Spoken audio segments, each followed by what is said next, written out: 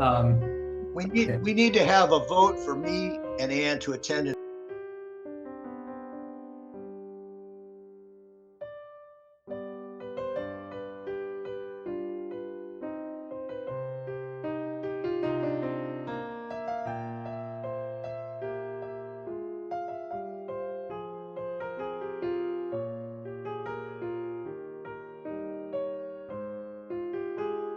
Welcome everyone to the December 11th regular meeting of the Midcoast Community Council. Would you take the roll? Yes. Greg, Here, sorta. can you tell us, make your statement, please? I am attending pursuant to, help me out here, ordinance 4449 to attend remotely, which requires a vote of the council to confirm my participation as a voting member. Okay. We'll address that as soon as we've done the roll. Okay. Scott, Here. Dan, Here. Ann, I am also attending remotely due to COVID issues. I have long COVID and blood clots, so I have to keep my legs elevated. And yeah, I'm having a lot of health issues. So attending remotely. Thank you. I'm glad you're here. Thank you. Claire, Here. Let's hope the council members last until the new ones come in.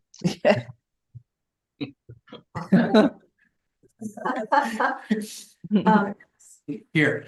and Kimberly is here. Great. Nice morbid start to the meeting. Okay. I will accept a motion to allow Ann and Greg to participate remotely. So I have a second. Second. Okay, great. Will you take the roll on that? Yes, Greg, No. It's just the five of us. just the five of us. Yeah. Yes. Yes. Claire, Yes. Dan, Yes. Kimberly, yes. You got it. Sorry. Awesome. Okay, great. I'm a yes. Then, let's go ahead and start with, Board of Supervisors, Marisol.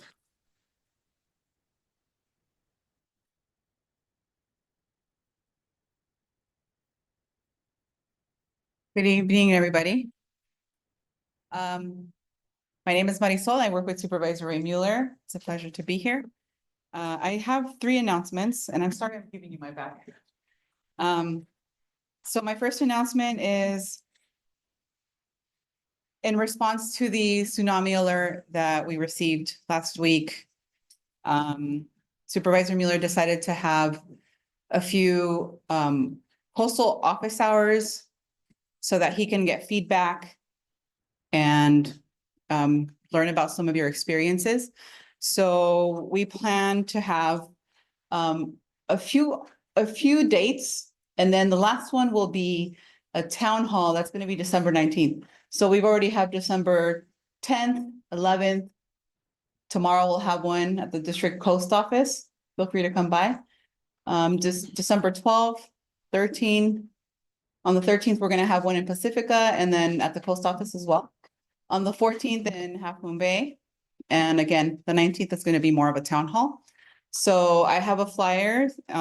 You can all get a copy. I'll leave a copy here next to Dan.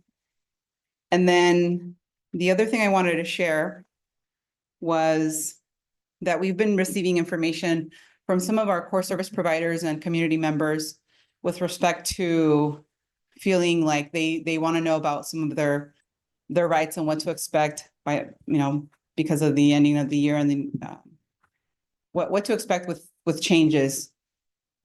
So the supervisor planned somewhat of a forum. It's going to be in Spanish. It probably will be done in English, but I might be translating in Spanish. So it's mostly just titled Know Your Rights. It's going to be Tuesday, December 17th. And that's going to be at the Half Moon Bay Library from 6 to 8 p.m. And I'll leave December 17th from 6 to 8 p.m. at the Half Moon Bay Library. And when you say changes, you're referring to changes in the incoming presidential administration? Just changes overall in our county. Okay. And what that could mean. It could impact, whether it be health benefits or anything that has to do with just changes in the county. Okay. So I'll leave that flyer here as well. And then as part of the response to the tsunami alert, we also created a survey. It's called the Community Tsunami Preparedness and Response Survey. For the event of December 5th, we have this QR code here that I've also provided to Greg. I'm not sure if you had a chance to put it on screen, but if you want, you can have access to the survey here. It's also supposed to be in Spanish if you click on the Spanish option. So we would really appreciate it if you can all fill out the survey. And it's, again, it's a record of your, your experience, your individual experience, so that we know how to move forward, better prepare for serving the community. Okay, so I'll leave this here as well. You can take a picture of the QR code and then please share it with the community as you complete it for yourself. Yeah, try to put it up on the screen. Thank you, Greg. And the other thing is, I did want to relay that the supervisor does apologize that he couldn't be here, especially tonight, because tonight is the ceremony for the going away ceremony for, and that wasn't the title, I just can't remember the title, but it was for President Slocum and Supervisor Pine. As you know, their terms have ended and they will be retiring from service as county supervisors. So tonight they had an event taking place, and that is where the supervisors are. But he did want to congratulate our 3 members of the council. And I have a certificate for all 3 who will be leaving. So I will just read it because we have 2 of them online and we have Dan here. So a commendation for Dan, Greg, and Ann for your service and dedication to civic engagement and to improving the quality of life for all residents of the Midcoast region and San Mateo County. The Board of Supervisors hereby extends its gratitude and best wishes for the future, dated December 11. Thank you so much. Thank you. Okay, do we have, so I want to call on Greg first, and then Claire. You're on mute. You're muted, Greg. Okay, thanks for bringing it up, Marisol. So I became aware through several residents of Half Moon Bay and the coast side that a sheriff's deputy was nearly killed in a traffic accident between, I want to say, Alhambra and what's that road that begins with C in El Granada? Coronado. Coronado. The eyewitness I talked to saw the person being pulled out from underneath the car that had hit him. A bunch of other witnesses told me various different stories, but I found out, I'm not going to identify this person by name, but I found out through other sources that he has been released from Stanford Hospital. I think it was late yesterday. A lot of broken bones, but no serious internal organ damage. It'll be months before he recovers. So one of my questions is, how come I can't find a report of this anywhere in Half Moon Bay? And I called both sheriff's offices in Half Moon Bay and Moss Beach, and neither of them answered. Maybe they're not supposed to, I don't know. But I would think this is another example of our evacuation problems, and it really deserves to be punctuated. I mean, when even a police officer can be hit by somebody panicked in an evacuation, that's really serious. So I just want to observe that. And if anybody knows more, please correct me. Thanks, Greg. I didn't have details about that accident, but I would really appreciate it if when you, I mean, I know that you sent some of that information in an email, but I would really appreciate it if you want to include that in your response to the survey. That would be really good information for the supervisor to have as a reminder so that we can look more into it. Okay. Claire. Marisol, I really appreciate the going away things for retiring members. That was very nice. I also appreciate the fact that Ray is taking all this time to come out on the coast to various places and talk about what happened last week. We're also concerned about it, and we would like to follow up on it too. How can we coordinate with Ray's office to make sure that we're supporting each other? Yeah, well, definitely we can. Do you mean We as in the council, when you want to have a discussion with the supervisor? I know, does he want any help from us in putting these things on? And as he gets information and has ideas about where to go with it, we would be happy to have an agenda item, as far as I know, on it, if that would be of any use, if we could coordinate somehow. I think, thank you, Claire. I appreciate the sentiment, though I do believe that it would be nice if you wanted to join the supervisor at one of the coastal office appointment dates. You're more than welcome to come as a group if you wish. But I think that would be actually a good opportunity. And then definitely, as we do have the survey out, that you help us share the survey with the community and that we continue to share the QR code, because we really want to capture the responses. And so, I've also been capturing some of the responses. Some people have been sending me, information about what they see, like on maybe Nextdoor, of like the questions that people have. I think that's also appreciated. Okay. It's the more information we have, the better it's just going to be for us all Okay. around. Yeah. So I'll try to stop by tomorrow if I can, and Yeah. take it from there. Feel free to text me if you do, so that way I know that we can make sure to have, like, let's say if there's a group of people, I want to make sure that everybody gets a fair chance to have enough time to talk to him. But Thank you. feel free to text me and let me know. Okay, thank you. Okay. Do we have any other questions from the council or myself? No? Do we have any questions from the public? Oh, that's all. One in the back. Yeah. Just Yes. the output of the listening sessions, related to the tsunami, will those be published somehow, or what do you see as, an output from those? At this point, I don't know exactly, because as soon as the alert happened, everybody was on the move. We were just trying to figure, like, okay, how are the people on the coast doing? So the survey was the most appropriate, instrument that we could think of that would help us gather and collect information as to how we could take the next step. So that's still kind of in the works. Yeah, Thank you. sure. For the minutes, could you let me know your name? My name's Todd Dickey, Thank and you. I live in Montero. Thank you. You bet. Gentleman in the row there. My name is Mike Sims, I live in Eldonado.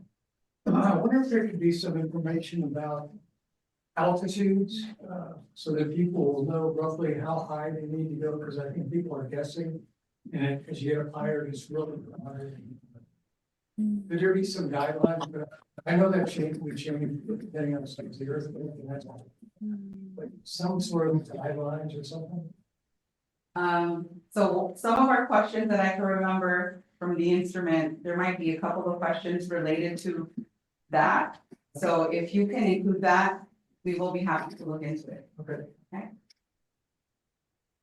Awesome. Any other questions for Marisol?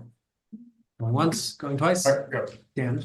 And I do have Dan's certificate, so. Okay. I want to give you a handshake on Uh-oh. behalf of the supervisor. I don't think anybody disagrees that there was kind of a gridlock situation. In fact, I saw something written from the county acknowledging the gridlock on 92.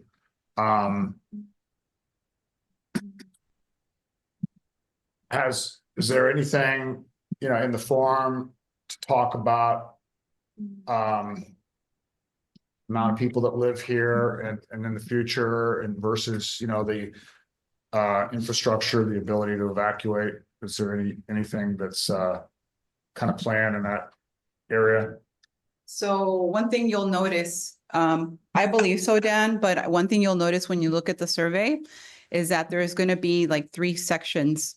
So it's going to be, it's divided into 3 sections, and I think maybe the second section might have some questions related to that. Now, if you come up with a specific question that maybe after you look at the survey, that you want to bring to our attention, please feel free to send it to us. Okay? Okay. They are some pretty in-depth questions, so just, we ask that you really just kind of think about it and let us know. Okay, so, oh, yeah. Thank you for your service, Dan. Very well. It's been a great journey and a great experience. So look forward to, working with the community in the future. Great, thank you.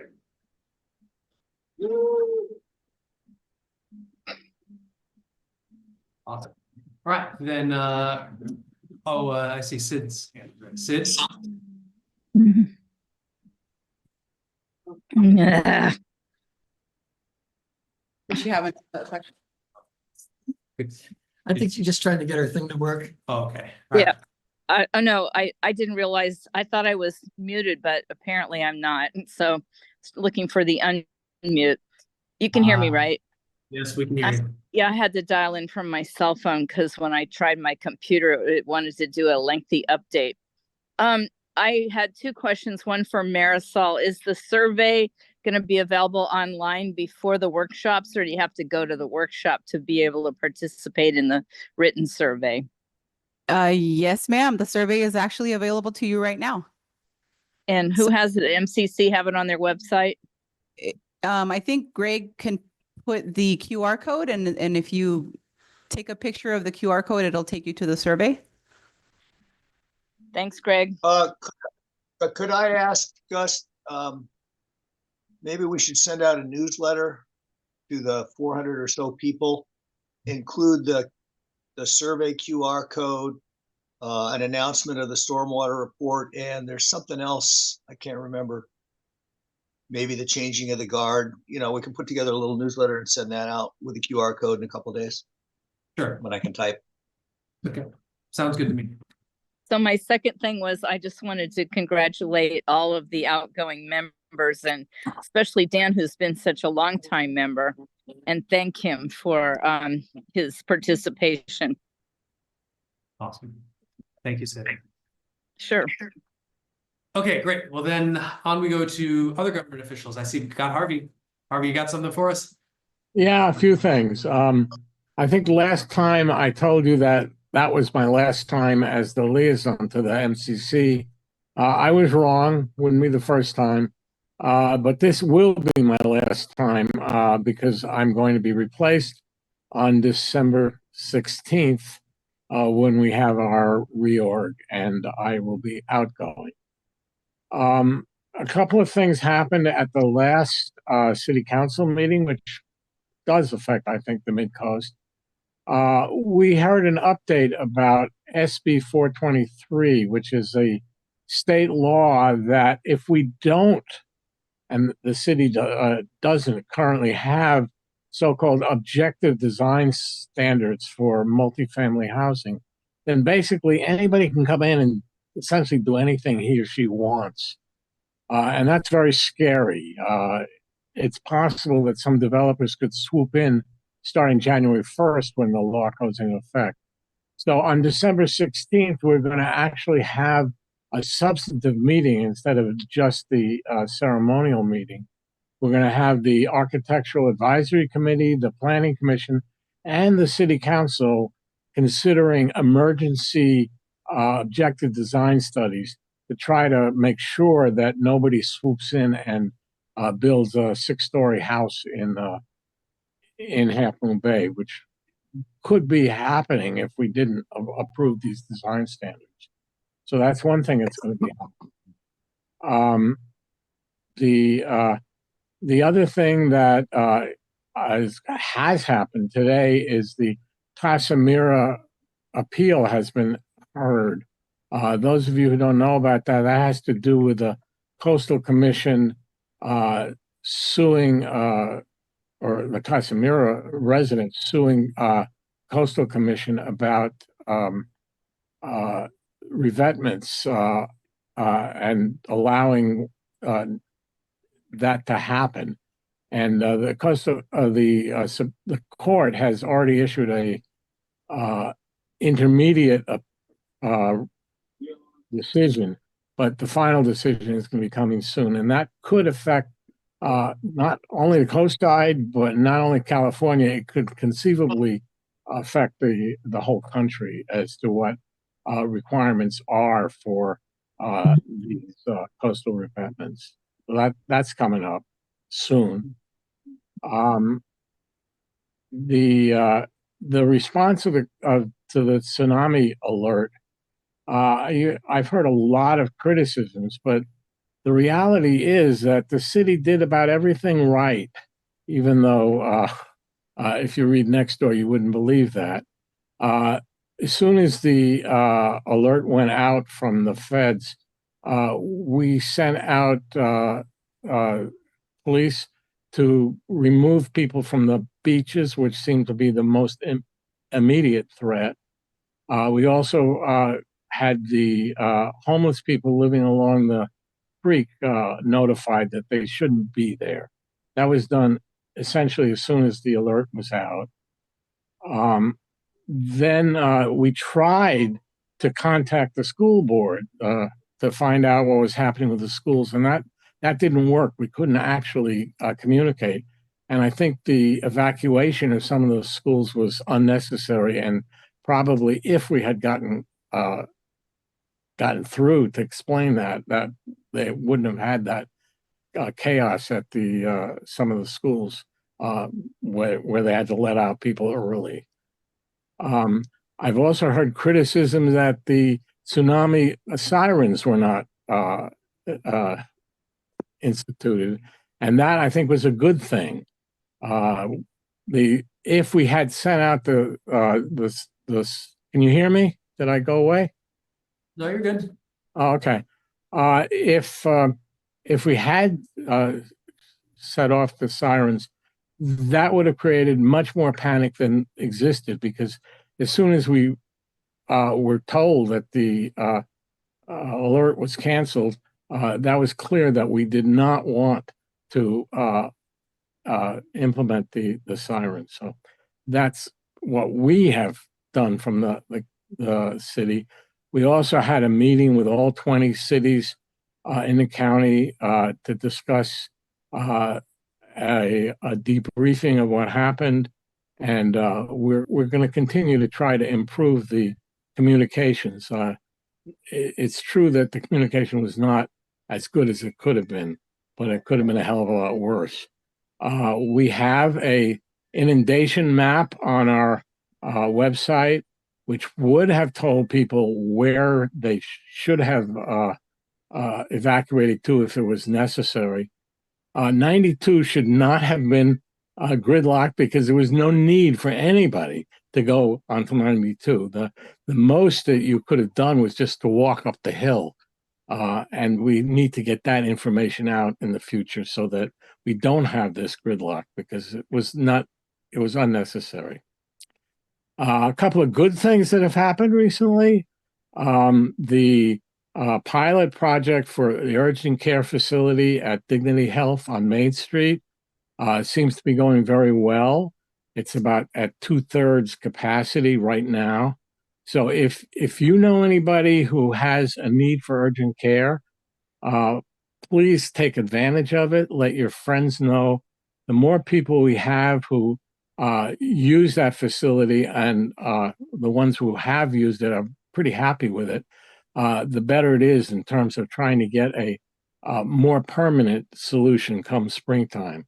So that's something that has been working, and we hope it works even better.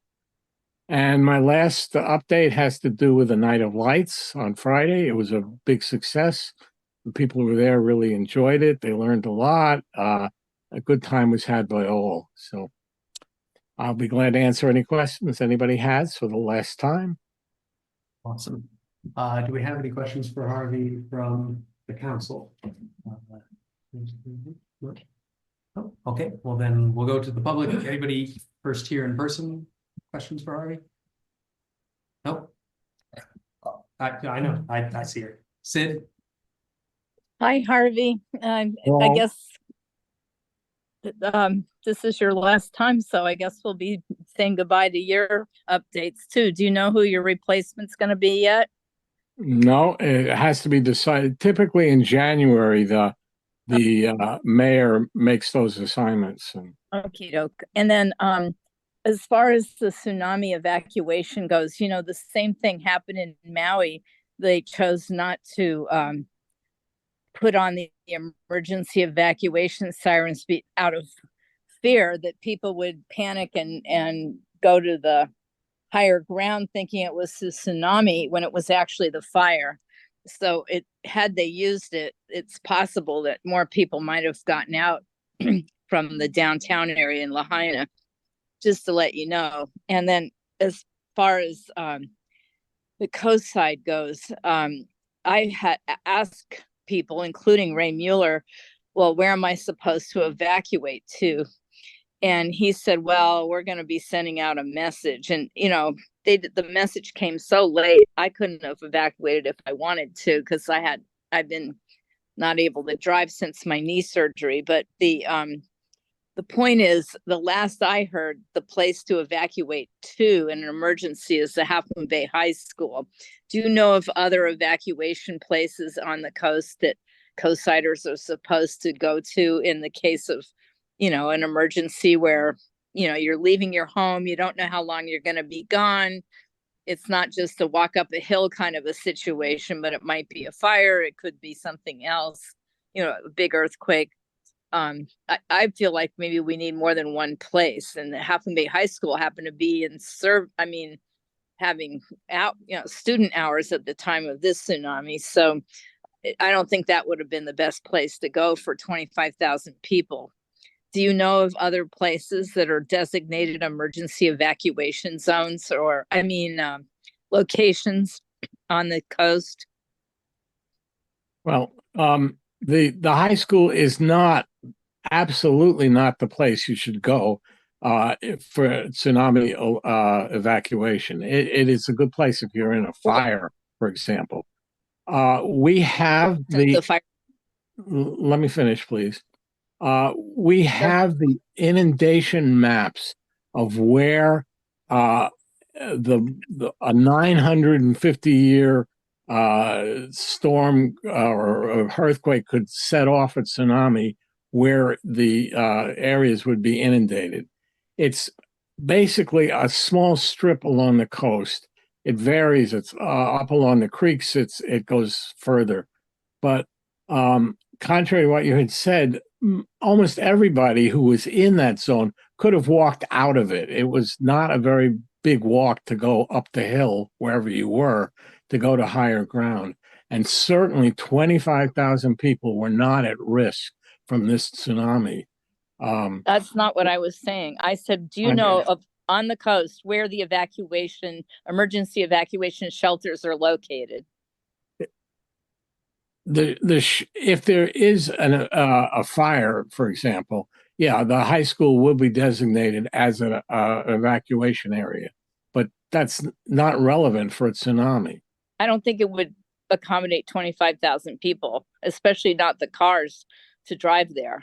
So my thought is they need more than one location, but they probably needed them before the tsunami alarm went off, you know, so people would have an idea where the best place to go is. In other words, I wasn't ambulatory at the time, so where was I supposed to go? I would have just been driving aimlessly around in my car and stuck in traffic probably. There's no place for an emergency evacuation where you could go and shelter until it's over that I'm aware of. If you could go to the meeting tomorrow with Ray and express some of this. Yeah, I am. But I wondered if Harvey knew of any other places, but he doesn't. So thank you, Harvey. Didn't mean to put you on the spot. I'm not on the spot, but I think you're confusing things.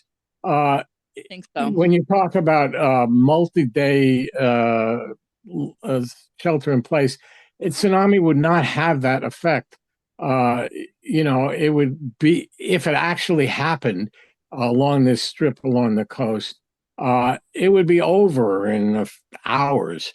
And there would be no need for a permanent overnight evacuation, as opposed to a fire or a major earthquake. That would be a different thing. But for a tsunami, you just can walk to the nearest non-inundation area, and the maps that show where the inundation areas are is on the Half Moon Bay website. It's also on the state website, and you can look yourself up and figure I out where did. you have to walk to. Well, that's basically why I didn't get in my car and drive away like, and all the other people that were panicking. But the point is that FEMA put out a notice saying move to higher ground, and I am close to the coast. A lot of sheriffs were driving around in the neighborhoods close to the coast telling people to evacuate, move to higher ground. So they didn't give a designated spot, however, and that's what caused the confusion in this particular instance, because people didn't know how big of a wave was coming, if it was coming. They said it was coming, but turned out to be a non-event in this case. But I think that they need to have designated places that would accommodate cars where people could go to. That's just what I'm saying. I'll mention it when I go to Ray's meeting, but I just wondered if you knew of any places that were designated as places to go to seek shelter, when you're not planning to be in your house. Evacuation planning is obviously a long-running issue on the coast. But there's no chance for selling that tonight. So, I know. Thanks. yeah. Okay. I see Greg's hand up. Let's go Greg and then Melinda. It's Melinda first. Okay, but sure. Cool, Melinda? thanks. So are we on the public comment community time, or are we responding to Harvey? Yeah, we're Oh, on the yeah. Harvey time. I was waiting for that. Sorry, I'm waiting for the public comment time. All right. Okay, so I would just like to take this time to express my appreciation for Harvey Warbeck. We haven't agreed on every issue, and I'm sure we never will. But I do appreciate the collaborative and reasonable nature of his dialogue with me and all of us, and his years of dedicated service. And I don't want to let this moment pass without a tip of the hat to you, Harvey. Thank you, Greg. You haven't seen the last of me, especially about stormwater. I feel like you're like Tom Brady, Harvey. Or me. Yeah. Every time we have a meeting. We're always glad to see you, though. Please come back. Sure. We have other questions, comments for Harvey? No? Okay. Do we have any other government officials? No? Okay, great. Then let's move on to, okay, the next thing on the agenda was council follow-up reports. If we have any, I mean, Greg's got one, but it's not 3-minute one, so we've added that to the agenda at the end. Were there any other kind of outstanding issues that anybody on the council wants to report on before we move to public? Well, we were gonna do the, Oh, right, yes, right. The one thing we definitely wanted to do was offer all 3 of our departing council members a chance to give any parting comments for the public. If any of you want to say anything. Want to do a few words, Dan? Sure. I just, yeah, it's been a great experience for me. I don't know if it's 13 years or 14 years. So it was a switch. There was a switch over in the election process. The term was extended for me. Yeah, looking back, did a lot of good things, I think. I was instrumental in having one of those giant freeway screens that would have been blasting and shining onto the Montera community. There's 2 big freeway digital signs on either side of the tunnel. But on the south side, at one point in time, there were 2. And so we had one removed by me going down and talking with a state senator and going down to Santa Cruz, a coastal commission. So that was a big win, along with the lighting that we have in our community is an amber softer, wildlife friendly lighting. So that was another win. I don't want to list, there were a few other minor things, but it's been a great experience. And, that's why the MCC is here, to kind of stand up when needed and call on what should be right. Protecting the the nature of our coastal community, and this is a small town rural feel. And so anyway, it's been great. And thank you for working with some people putting up with me, because I haven't always been the perfect person to, deal with. I'll admit that. But it's been a wonderful experience working with this current council and all of the people on the councils, since I got on. So Awesome. I can tell you, I've only known Dan a couple of years, but I've just not met many people that I would say love this community the way that Dan does. And we've got a never good vote for you, Dan. It turns out 2012, so it's been 12 years. So I'll commemorate it on here. okay, thank you. Yeah. Anne, do you want to say anything? Any words? Well, yeah, mine will be short and sweet since I was gonna say I had the shortest tenure, but I really do appreciate very much working with everyone on the council. And for me, what I really loved is how diverse the points of view were, and so many people, yet everyone comes together and really cares about the community and wants to do what's best for the community.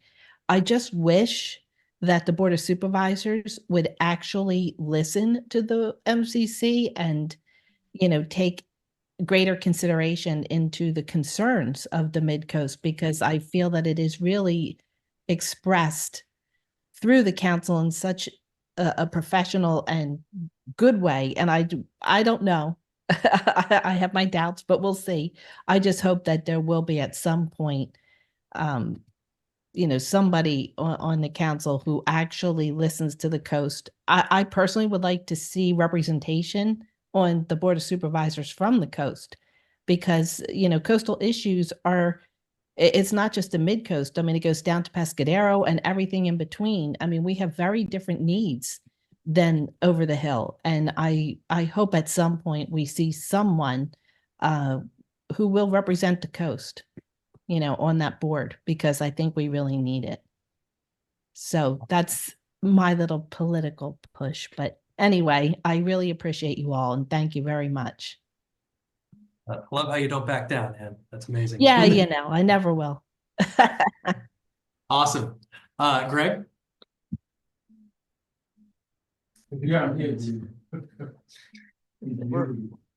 Last night, Pacifica had their city council turnover, and outgoing member Tiger Jazz Big Stick gave a 20-minute talk, impassioned. Now, I can beat that, but I will not do that tonight to you. What I will do, because there's a lot of issues I feel still hanging fire, is I will write a farewell letter to the council, the incoming council, of things that I think still need to be done. And I will agree to follow up and continue efforts on at least 2 or 3 of them. The stormwater report is going to need continuing editing, and the issue of the money, the fiscal situation, and what we get from the county as opposed to what we should get still needs more research and documentation. And I'm sure there's some other things I'll be glad to help with, as well as documenting the procedures I've been following that Dave Olson handed off to me, and leaving you with a turnover document and doing a practice run with whoever is going to start in January. But I did want to take the time, not 20 minutes, but to express a couple of things that happened. First, of course, I appreciate the council members. This has been a great group to work with. It's people like us and the incoming members that really have a chance to make a difference. I like to say, you get the government you deserve. And so in that spirit, I encourage every member of the community, including the 10 people I'm very pleased to see, 10 people agreed to try and serve. And even if they don't all get, well, they can't all get selected, they can still work in an adjunct capacity, as I hope to be doing in the coming months. And you just meet so many people. I mean, it's sometimes under bad times, like a woman calls me up when her house has been crushed by a tree, or Anne's getting flooded out of her home. And, it's not always an enjoyable situation, but the bonds, the knowledge, I've learned so much from Lisa Ketchum, Dave Olson, Len Erickson, and others who've gone before us. And I think it's really necessary to have those connective fibers to have the community we deserve. And I'll leave you with one more thought. It's a Greek proverb I found that goes, "A society grows great when old people plant trees in whose shade they shall never sit." And I would like that to be part of the motto for us going forward. We're going to do this for the generations that come after us. Been a pleasure. Thank you, Greg. I don't know, you're one of the most brilliant people I've ever met, man. It's really great to work with you on this council. Okay, then I don't think we have any other council follow-up reports. Is that right? And Jan, already talked? oh, sorry. Yeah. Okay, then it's time for public comments.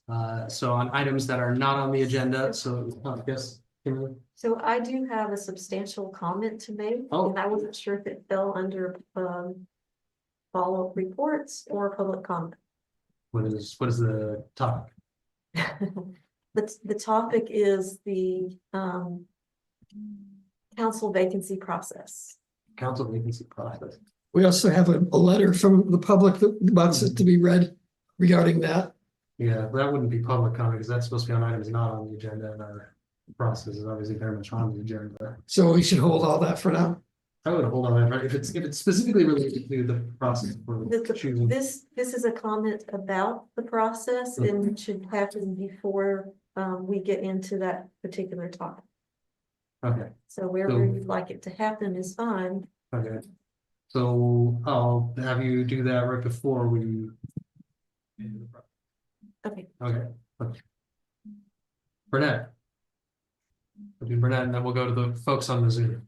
Yeah, thank you. Burnett Silvera, El Granada. I just wanted to make a quick statement of appreciation. As the year comes to an end, I wanted to thank the members of the MCC and particularly those members leaving for their work on the council and commitment to the residents of the Midcoast. Good luck to those leaving, and I look forward to working with the MCC next year. Thank you. And then we had another one. Yeah, go ahead. Hi, Chris Rogers from El Granada. I wanted to bring to the council's attention a matter involving a parcel that has come on to the market for sale. I'd like to go over here real quick and show you where it is. It's on Magellan, right over here, right across from the big houses that were built recently here, and just up the street from the Miramar and that sort of thing. And as many people may know, there's also a creek with a pretty substantial riparian corridor that flows down from Murata East, across the highway, under the new trail causeway kind of thing, past the corrugated tin house, and then parallel to Magellan and out to the ocean. So this parcel has come up for sale. I got interested because I noticed that it has a canopy of big cypress trees, but underneath of it, all the vegetation has been cleared, scorched earth up to and including into the creek that flows behind there. So what I'm bringing up, though, is not really just a complaint about somebody that's done something to their land. When I looked into it, what I found out was that the county planning department, which uses GIS data for planning decisions, has this big gap in information that affects this whole area, this whole watershed here. There's nothing there. It's as if there's no watershed there on the mapping. And the problem is that for this parcel, and I talked to one of the planners over at the county who was very interested in the what I was talking about in the issue, is that the parcel has been the subject of an application with an architectural design, went through design review board, was approved, and yet there's no information, no conditions that are attached to this parcel because they only look at this GIS information and then there's nothing there. It's as if there's no wetlands, no riparian, no creek at all. So he acknowledged, yeah, that's a problem. He's going to look at it with their GIS technicians. But I think it's just the bigger picture beyond this particular parcel is that there are places along the coast where decisions are being made at the planning department level that are being made in a vacuum as far as information with regard to those kind of resources, which are, they're protected in the local coastal program. There's a lot of constraints on use of property like that. So just wanted to bring that to your guys' attention. And I think that that's an issue that MCC maybe should be looking at, where these sort of piecemeal approvals of development decisions are happening. This one will go for a coastal development permit. So Lisa, it's a heads up to you that this one should be looked at a little more carefully than it has so far. Can I respond? Yeah. Chris, thank you. One of the things that all new people know is that every piece of development on the coast gets reviewed by the MCC. And this is useful information for us. If you can send me the particulars, I would appreciate it. Thank you. Because obviously we're not the final word and we don't know everything, but our role is to say to the county, here's something that's going on locally that you may not know about. And so thank you for bringing it to our attention, and we try to keep on top of it. I think it's interesting, just because if there's a gap in information like that in that spot, well, that would suggest there's probably gaps in other places too. So There are several more all the way down the coast. okay, so These odd little wedges of, as if there's no watershed. That's not possible for any place on the planet. Yeah, it has to be in the watershed. all right, so we have to figure out how we can work with the county to fill in these gaps in information. Otherwise, who knows what gets built in those places. Awesome, thank you for bringing that up. Okay, so then let's go to public comments from the Zoom. Melinda, you wanted to make one, right? Okay, go ahead, Melinda, and then we'll do Sid. Yes, thank you so much. My application, the little raise hand's not working.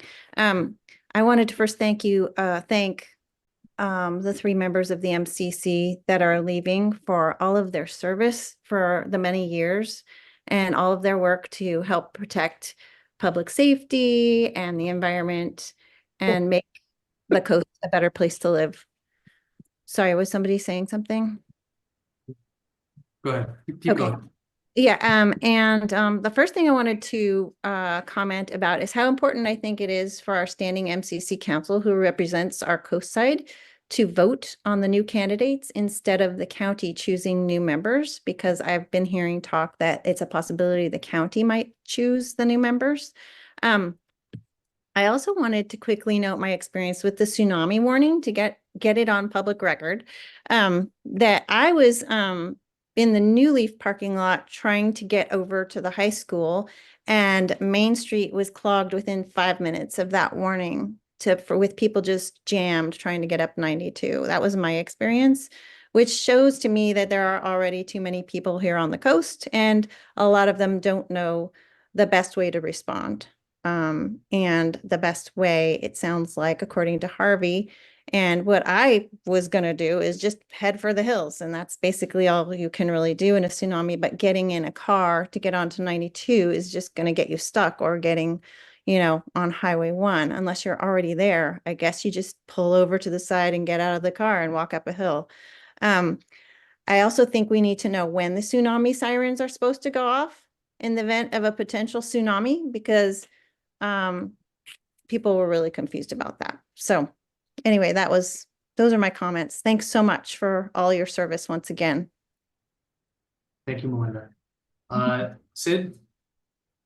Yes, I just wanted to respond to, I believe it was just Chris, the speaker before Melinda, and that is that the Lisa Ketchum pointed out to me that there's a really great watershed map on the MCC website, and it shows all of El Granada, and including the Quarry Park watershed that comes down out of the park onto Santa Maria Avenue. And one year that was getting so much flooding coming out of the park that it went in the county sent DPW to channel some of the Quarry Park runoff into the Murata Surf East field. And that was the year they were building that new, I guess they call it the, oh shit, can't think of the name. It's a bike path that's supposed to be going between Half Moon Bay and eventually Montera, but it only goes as far as the Coronado Light right now. It was a brand new path at that time. And when they rechanneled all that flood water coming out of Quarry Park, it went down a couple of streets and over to Santiago, because I followed it that week. And I saw it going into a storm drain. I thought, oh, cool, it's going into a storm drain. But actually, the storm drain just went under the road and out into that parkland area. And then it flooded straight down the hill and covered the entire new walkway with mud.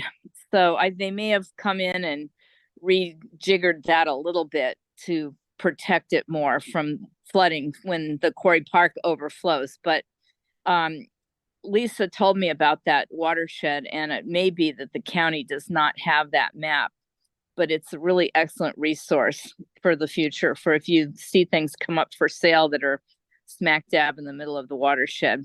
Anyway, that's all I wanted to mention to you. Awesome. Thank you, Sue. Sure.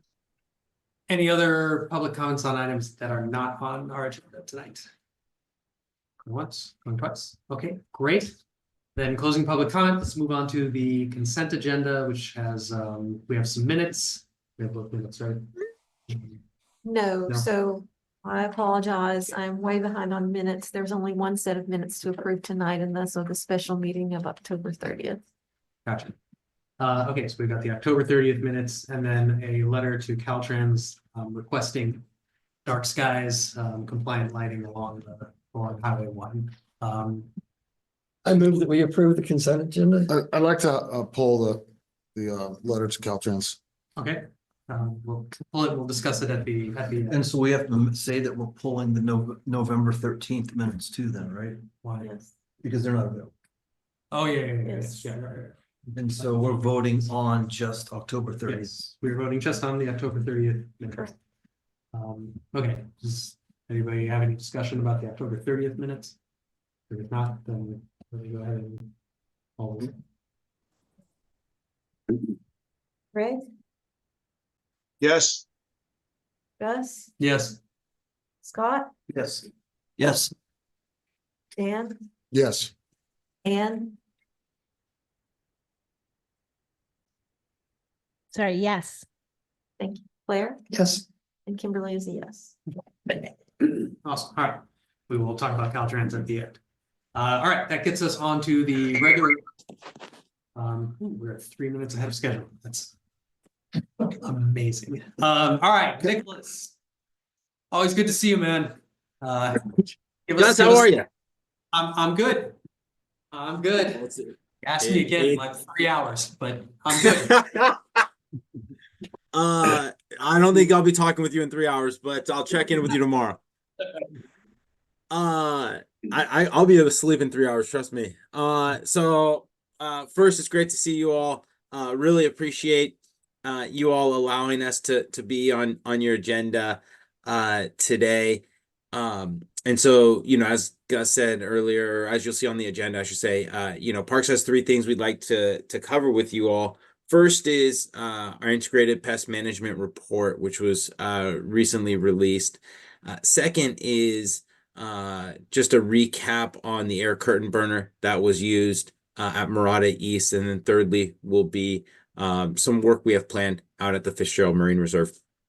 And today with me, you all know Hannah Ormshaw, our assistant director, and some of you have had the opportunity to meet Evan Cole, who's our natural resource manager.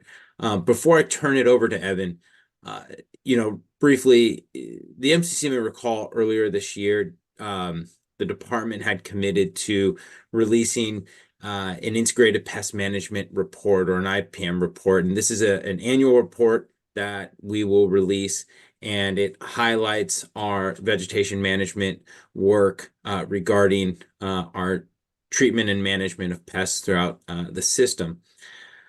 And that's the report that Evan will highlight. But before he does, I would like to just express really how proud I am of the men and women in the San Mateo County Parks Department. And really, especially how proud I am of our natural resource management team and the amount of work that they've accomplished in regards to our integrated pest management program.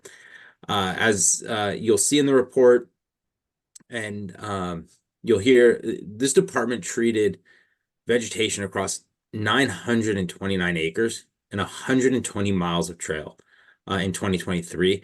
And that's over 220 acres tied to fuel reduction and 450 acres tied to habitat enhancement. With regards to fuel reduction, I certainly don't need to tell the El Granada community and the Midcoast community how important that work is. And with regards to our habitat enhancement, we daily fight the impacts of climate change and invasive species. And again, just the work that our natural resource management team does and this department does is really remarkable. And it's all in the stewardship of public lands. And it's really also amazing to think that our natural resource management team is really in its infancy. Actually, Hannah was one of the first employees that our natural resource management team had. Was our second natural resource manager. Evan's only our third. And so this team is, while it's, about 10 to 12 years old on paper, in reality, it's really like 5 to 7 years old. And so they've really gotten to a high level of operations in a very short period of time. And I just wanted to take a minute to express how much I appreciate their work, how proud I am of the men and women in this department. And I'm going to turn it over to Evan for a highlight of the report. Yeah, thanks, Nicholas. And thanks everyone for having me. As he said, my name is Evan Cole. I'm the natural resource manager for the county parks. And so I'll start off with a brief overview of the IPM report that we just released, and then I'll move on to a quick debriefing on Murata East and the curtain burner project we completed earlier in the year. And then I'll pass it off to Nicholas for a final topic on Fitzgerald before we take questions. So first on the IPM report, the County Parks Department just released its first annual Integrated Pest Management, or IPM, report. Some of you may have attended the presentation I gave in January outlining the department's IPM program. This first IPM report covers invasive species removal, fuels reduction, and other vegetation management activities performed by county parks during the calendar year of 2023. I encourage you all to read the report. It's available on the county website. We might be able to drop in a link in the chat. I'm not sure if that's possible, but we can share that with you. Or you can just Google San Mateo County IPM and you'll find it. In the report, you can see that we've been getting an incredible amount of work done throughout our 24-park system. So in 23, the department, as Nicholas mentioned, we conducted vegetation management activities across 929 acres of parkland and 129 miles of trail. We hosted 36 volunteer weeding events, which accounted for more than 2,000 volunteer hours. And we performed large-scale fuels reduction projects in 5 county parks. Major goals of our IPM work include wildfire fuel management, habitat enhancement of native ecosystems, management of invasive species, and maintenance work for parks operations, including trails and facilities. County park staff, volunteers, and contractors utilize the full spectrum of treatment strategies within the IPM toolbox. This includes mechanical control using hand tools, power tools, and heavy machinery, cultural control strategies like mulching, tarping, preventative decontamination strategies for equipment and boots, as well as grazing, and chemical control involving the targeted use of herbicides. And now I'd like to share my screen and just share a few key figures from the report, which I think help showcase and clarify just the sheer amount and variety of vegetation management activities that we're talking about. So just one second, let me see if I can get this to work.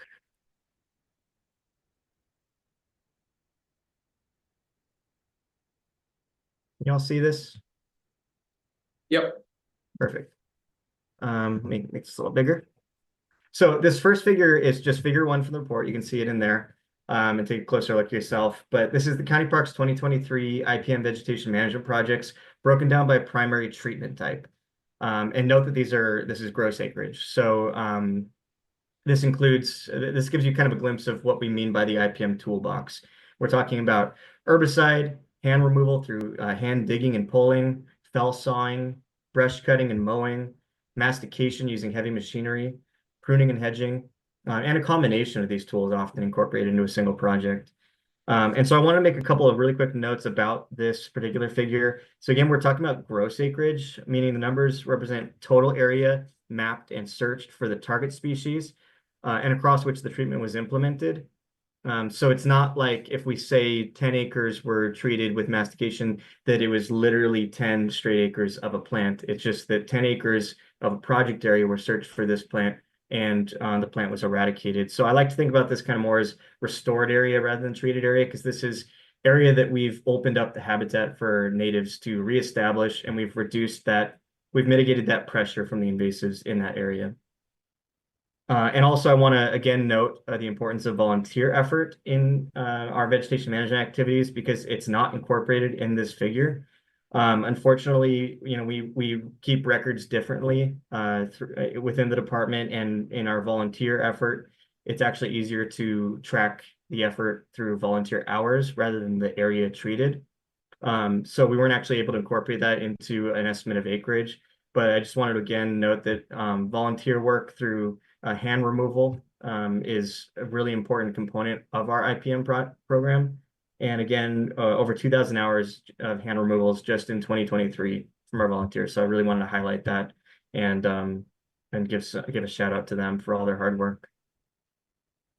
This next figure is focusing on fuels reduction projects, gross acreage broken down by primary treatment type. I wanted to include this because I know that fuels reduction and fire risk is something very important to the Midcoast, and you can see that we've done a lot of work lately in Quarry Park, for example, and Murata East. So again, this breaks it down by treatment type. Again, it's gross acreage, but so this basically accounts for 226 acres of fire risk reduction in 2023 across the county park system. And this included 5.7 acres within non-native Monterey pine stand at Pillar Point Bluff, 13.5 acres of eucalyptus at Quarry Park, and 9.5 acres of eucalyptus at Murata East. And in addition, there was about 163 acres of follow-up fuels maintenance across the system, including treatment of invasive weeds that pop up after the fuels reduction project, or after the initial treatment of that biomass. And that includes invasives like broom, gorse, jubata grass, poison hemlock, cotoneaster, and of course, eucalyptus resprouts and saplings. And then finally, I just wanted to show one last quick figure, just to give you an idea of what kind of species we're talking about when we are talking about some of these IPM projects. And so this is infested acres managed during our 2023 habitat enhancement projects broken down by target species. And so what infested acres are, it's kind of like an inverse of gross acreage. It's the percent cover of the target species multiplied by the gross treatment area. So it's actually a more accurate estimate of how much of these species was actually removed from the landscape. And I also wanted to call out one kind of cool new project that we had in 2023 related to the largest chunk of that pie, coyote brush, which is a native species, but it's really aggressively encroaching into grasslands on San Bruno Mountain and eating up all of the endangered butterfly habitat. So we do need to try to push it back and mitigate some of that encroachment where we can. And so we experimented with what's called the green climber. It's actually like a remote controlled masticating machine that we're able to introduce to these landscapes and really do a targeted mastication of patches of coyote brush. And it's proven really effective, especially at San Bruno Mountains. So that's an exciting new tool that we've added to our toolbox, and we tried it out at Edgewood again this year. So it's pretty cool to watch though. So that's it for my presentation on the IPM. And so again, I encourage all of you to read up on the report. It's available online. And now I will stop sharing and move on to the next presentation. And again, we'll take questions at the very end, of course. So next topic, Murata East, a debriefing on the curtain burner project and what to expect moving forward. So just as we utilize and experiment with a range of methods for managing vegetation in our parks, we also seek out the best solutions to manage the resultant biomass debris.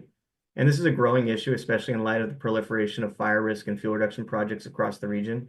So in spring of 2024, we partnered with CAL FIRE to stage and operate 3 air current burners at Marata East in order to remove roughly 2,000 tons of fallen trees and logs from the landscape. A lot of this was resulting from the major winter storms that we had over the last couple of years with downed trees. So while the burners were proven in this kind of pilot program of ours, they showed to be effective at disposing of the wood biomass, but they were not as efficient as we hoped due to a number of operational limitations. For example, we were unable to run the burners 24/7 due to noise concerns. We needed to implement a fire watch during the nights. Dry and windy weather forced periodic work shutdowns, and some of the machines experienced mechanical failures, which took time to repair. I spoke at the MCC meeting in May, some of you may remember, to discuss the project and some of these issues. And so in the end, we disposed of about 70 to 80% of the wood material before our contractors off-hauled the burners to the next project over the summer. Since then, we've worked to address some weed issues which have popped up within the disturbed work area. And we also recently installed, as you may have seen, erosion control measures to stabilize the site and prevent sedimentation into the roads in the nearby wetland over the winter. So in spring of 2025, we're going to have a contractor return to site with a tub grinder to process the remainder of the wood material and spread the mulch on site. And from there, we'll continue to monitor the area for natural recruitment of vegetation and address any ongoing weed issues. And of course, then we'll be able to remove the erosion control measures at that time. And I think there should be some signage along the trail that cuts through that area as well, just to inform passersby. And that's it. So Nicholas, I'll pass it on to you for the final topic. Yeah, thanks, Avis. So going forward here, well, as a recap, some of you may recall during previous winter storms, the Fitzgerald Marine Reserve really had some significant damage with the number of trees that came down near the parking lot, and then we had to come in afterwards and remove pretty much the rest of them due to damage and concerns over safety. And so right now that area is really bare with just the visitor center, the ranger shed, and then that really, really awesome whale exhibit. If you haven't had a chance to see it, I highly encourage you to get down to the Fitzgerald Marine Reserve and take a look. It's been placed nicely on this beautiful decking, but it's just a beautiful interpretive feature. And so going forward, we need to put back a lot of the amenities or facilities that had been removed or damaged. So what we're going to be doing is putting in 3 new tables that will serve as a place for groups to meet, but also serve the Friends of Fitzgerald Marine Reserve and a pre-tour meeting location. If you've ever been on one of their tours or seen the way they do it, especially with school groups, they'll bring them all to that main site and they go through the rules regarding, no touching, no collecting, the things that the friends want the kids to understand going into this. And then they'll embark on the tour. So what we're going to be doing is adding some tables that kids will be able to sit at as they're being provided instructions. But again, also when it's not being used for that, it'll be a great location for people just to sit and catch their breath, or possibly have a snack or a sandwich. But as many of you know, the Fitzgerald Marine Reserve is very unique in the sense that it is an educational facility and not a recreation facility, right? So this isn't a place where people are going to start barbecuing hot dogs and burgers. This is, these tables are really designed to just complement the tide pooling experience. And then we're going to be doing a lot of planting. So we're going to be adding some silk tassel and some seaside daisy, red flying currant, Pacific reedgrass, purple Douglas iris, bush lupin, beach strawberry, yerba santa, and some bunch grass. And so these are all two things you'll notice. One, these are all native vegetation species. So these are all species that and plants that have been grown at a nearby nursery, and they're reflective of what you should be seeing out there. Really, you'll see a lot of similarities between what's being planted and what we have at Pillar Point. The second thing is we're not putting in, big trees at this location. It is not a good location for that. And so that is something that you will also notice is that as we're going and putting back native vegetation, you won't be seeing trees, large trees being replanted. And then lastly, to complement all this, we will have to add some new pathways to accommodate ADA requirements and making sure that the interpretive features are accessible, and making sure that people can get throughout the property to the amenities that we're offering. So we're starting that effort this year. In 2024, the hope is to get those plantings in and repair the roof at the restroom, which was damaged a couple years back. And then in 2025, you will see a bulk of the installation of the picnic tables and the pathways. So just wanted to give people a heads up. This is this isn't intended to be a big capital project. It's us just trying to restore what was there before after some damage occurred during a previous storm. So with that, the department is happy to answer any questions that people may have. Awesome. Thank you, Nicholas, and your whole team. That was a very, very comprehensive update. I want to do questions from the council first, and then we'll open it to the public. So we'll start with Kimberly. Yeah, thanks, Nicholas, and Evan and Hannah. That's a lot of things, and it all sounds pretty good.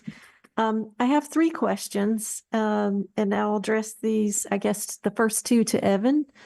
Does the report indicate the amount by which you gradually plan to reduce herbicide and pesticide use over time? No, actually, Evan, really quickly, Kimberly, can you maybe rephrase that? I'm not quite sure. Can you state that question again? So when we had all the discussions here in the local community, one of the concerns and suggestions which you responded to in a positive way was that over time, one of the goals of parks would be to reduce their herbicide and pesticide use as much as possible. So I'm wondering how the report addresses that each time it comes out annually so that we look at the trend over time. Yeah. So I'm gonna have to let me go back and review some of the video and see what the commitment was. I'm not sure if Evan or Hannah recall that statement or that comment. And a specific commitment to reduce year over year. I don't recall that, but I'm happy to if Hannah or Evan recall that. Yeah, I can't, again, it may require going back and looking at some of the videos, but my understanding is in part of our discussions and presentations, when we discuss, the reduced need for herbicide use over time, it's often a function of the types of projects that we're doing where we are dealing with some extensive infestations of weeds, and that once a project is initially undertaken, there may be a higher level of effort to achieve what we consider effective control. And then over time, as we see success with that, the amount of work we need to do to continue to keep that population under control decreases. And as a function of that, the amount of, if the tool you're using is herbicide, then the amount that we would need to apply over time to be able to keep that population, that infestation under control would decrease significantly. However, that's not something that the report itself, you'll see like an indication of, I think, as you see, information on projects over time. And we are able to, address, more extensive infestations, that would be how we would see decreased use in those instances. Okay, so that Did that makes answer your question, Kimberly? partially. I think that Okay. that makes sense that that it will go up and down based on the situation that you're facing in any given year. But what I'm getting at is that what was a significant point of discussion when this whole project was initiated was that the ultimate goal, at least, in theory, was to strive to use just exactly what is needed and to, hopefully try to reduce over time and to track the use over time as well so that we can actually have an idea of how much you're using and what that looks like from year to year so that we can see what the trend is. And so, for instance, the graphs that you showed were in terms of gross acreage. And what would be really helpful if it's not in this report, I expected it to be in this report, is to also see pounds of herbicide and pesticide used each year annually. So is that included in the report? Yes, well, so I don't think we actually estimate the total volume across the year, but there is an appendix that includes specific quantification of the different chemicals for each project used in different parks. So you can read through that chart and do some tinkering with the math yourself to figure out exactly how much was used for a given project. Because again, as Hannah said, on a case-by-case basis over the years, we're hoping that the intensity of herbicide needed will just be focused on an initial treatment and will not be as necessary moving forward. But then as we expand into new projects and new areas, we'll need to cycle back to figure out what is going to be the most effective initial push. And there is also another figure, and I again encourage everyone here to take a look at the report and read through it yourself. But there is also a figure that shows specifically the amount allowable of each chemical that we use versus how much we're actually using. And for the most part, we're using a very negligible amount compared to the upper threshold of what we're allowed to use.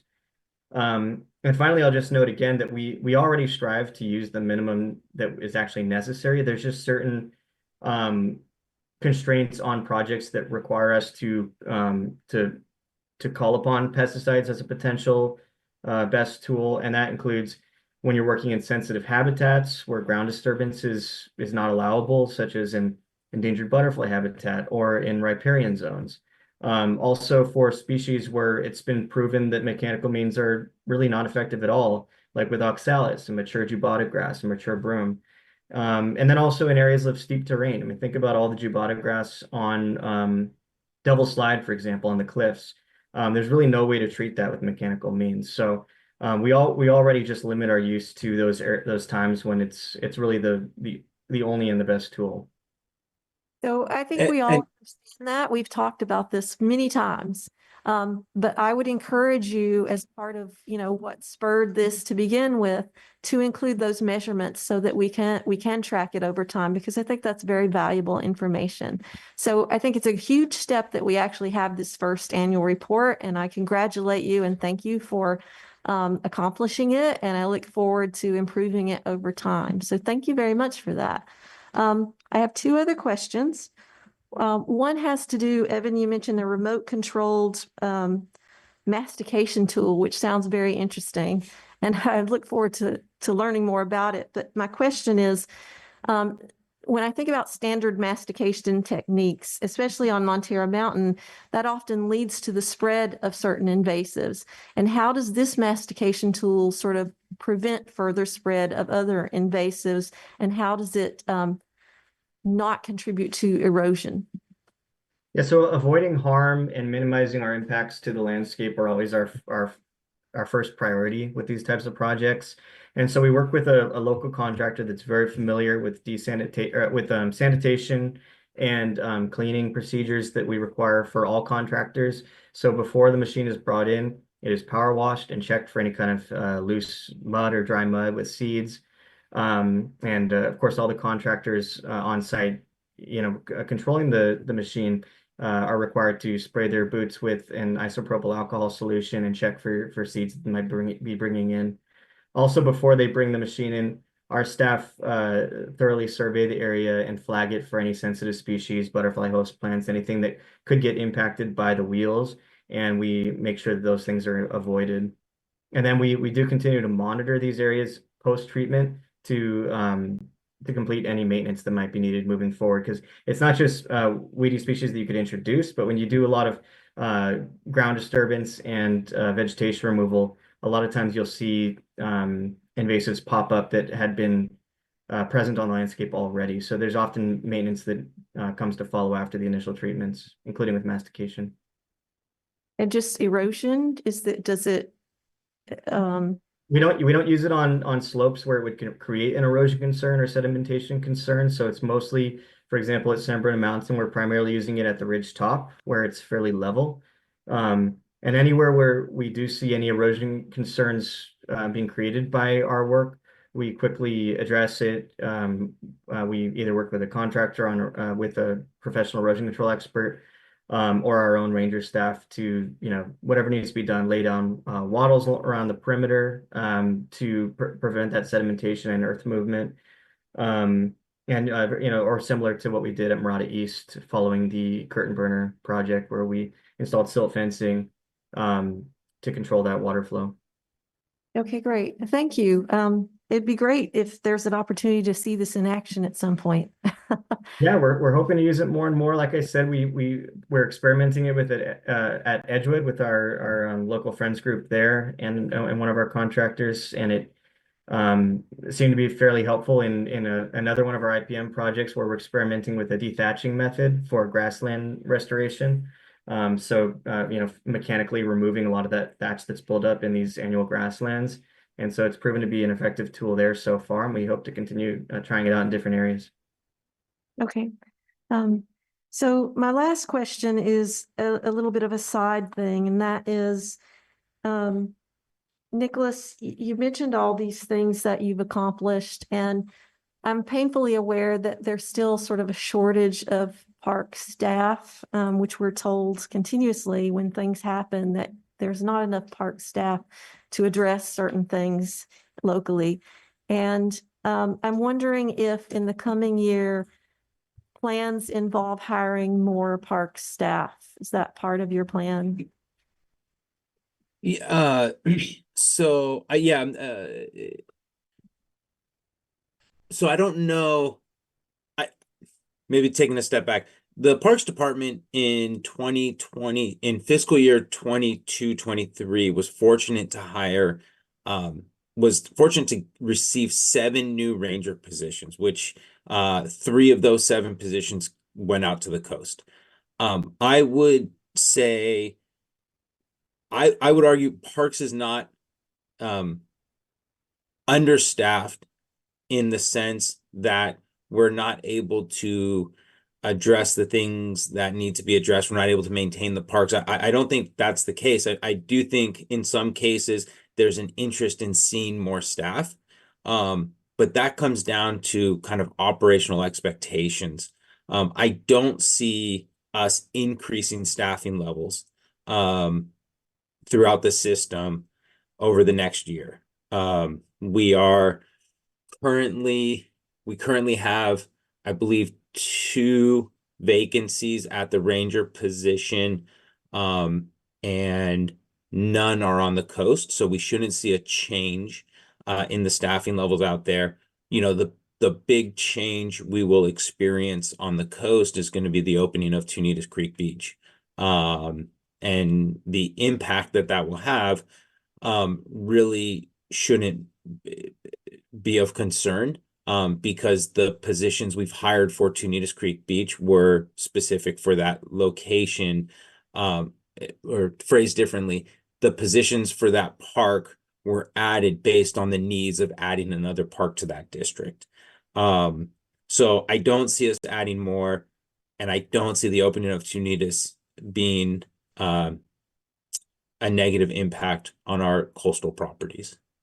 So the 3 new positions you mentioned that will be deployed to the coast are all only for Tunitas. Is that correct? No, they've already been deployed to the coast.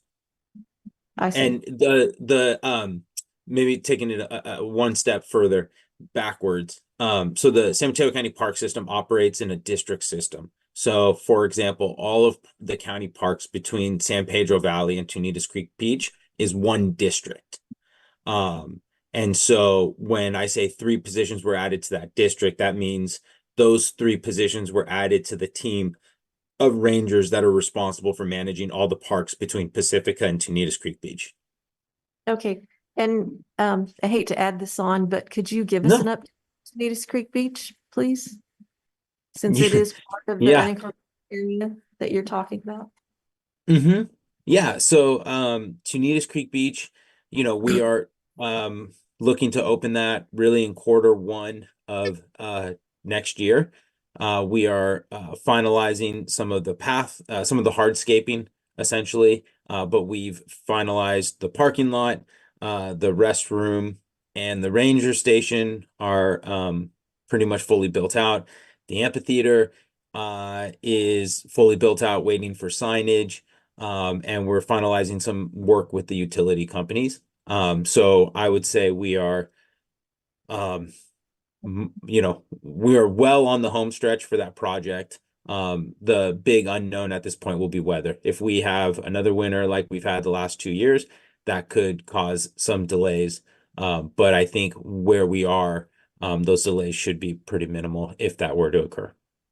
Okay, that's great. Just one last thing, I promise. No. I've had several people in the community, more than 5, ask me about a plan that was mentioned about putting lighting in at Tunitas Creek, and I think the community is a little upset about that. Could you talk about that a little bit? Yeah, happy to. And that was a topic that came to the Midcoast Community Council. That was a topic that went through the San Mateo County Planning Commission. So we didn't discuss that at the council, at least not that I'm aware of. I recall having public conversation with Dan Haggerty about that. I see Dan's hand up, so I'm sure he'll chime in on that. But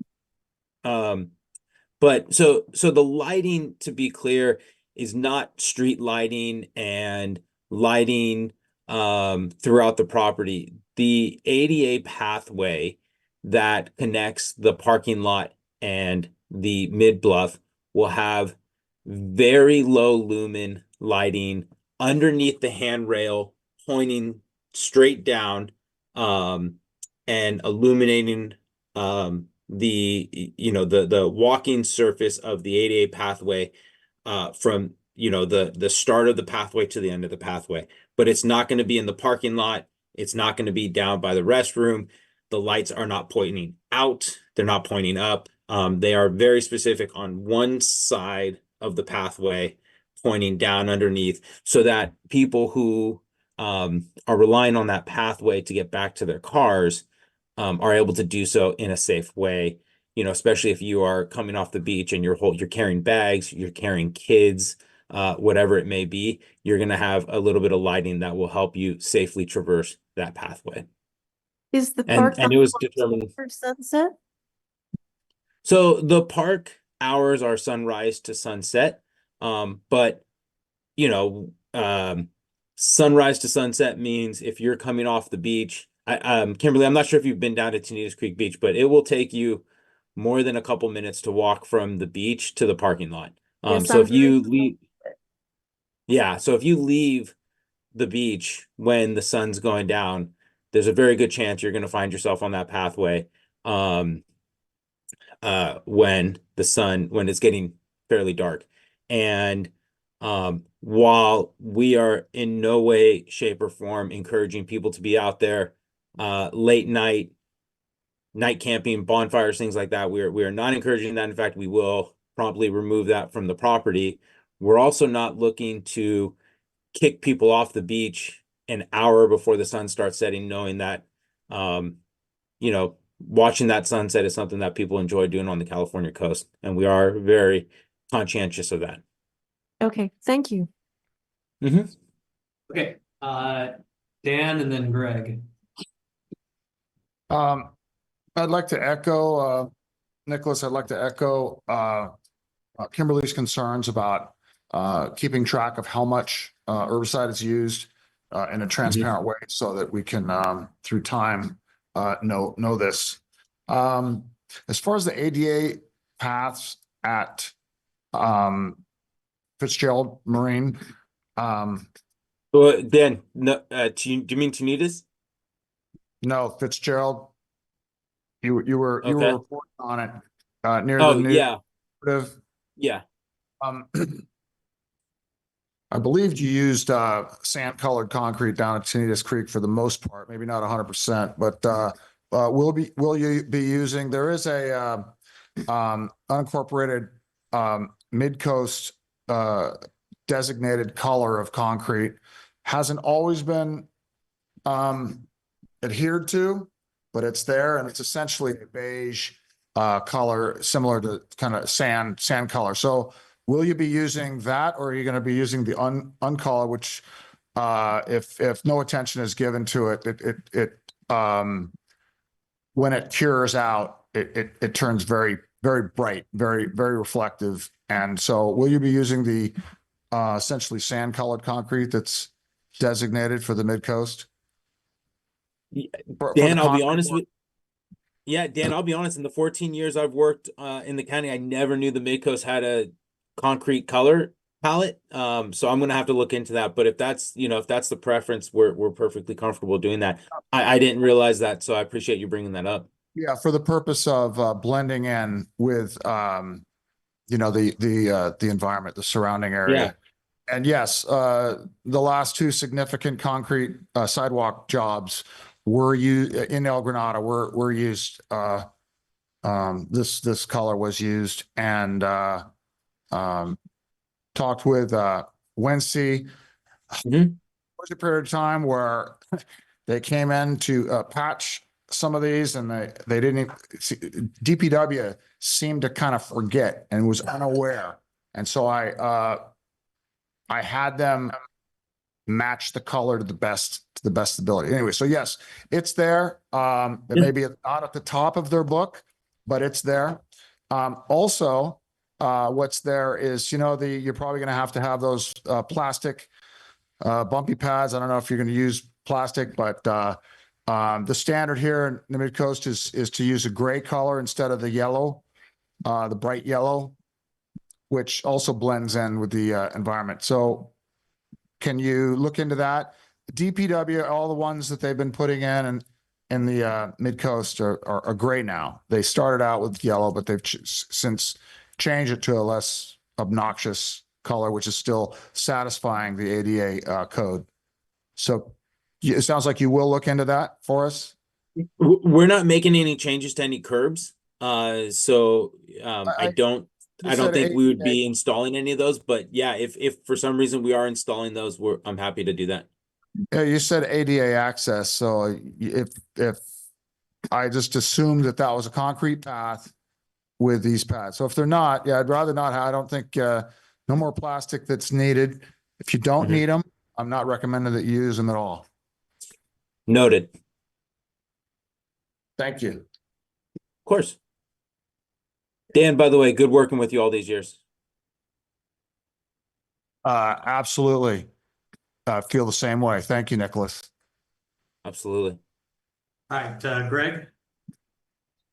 It hasn't come out yet, but the Midcoast Community Council next year will publish the Haggerty Hughes Handbook for use in all public spaces.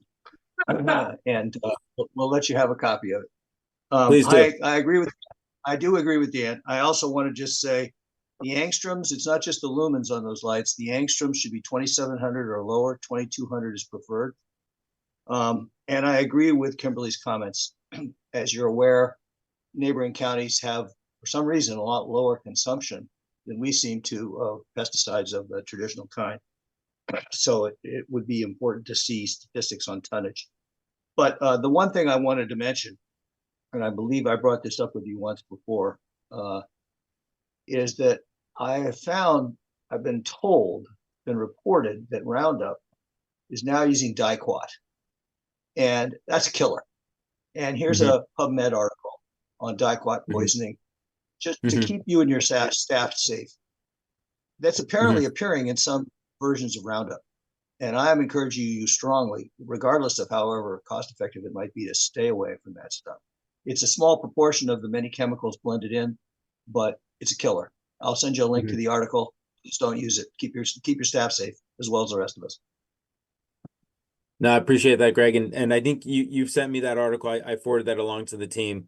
So I appreciate you sharing that.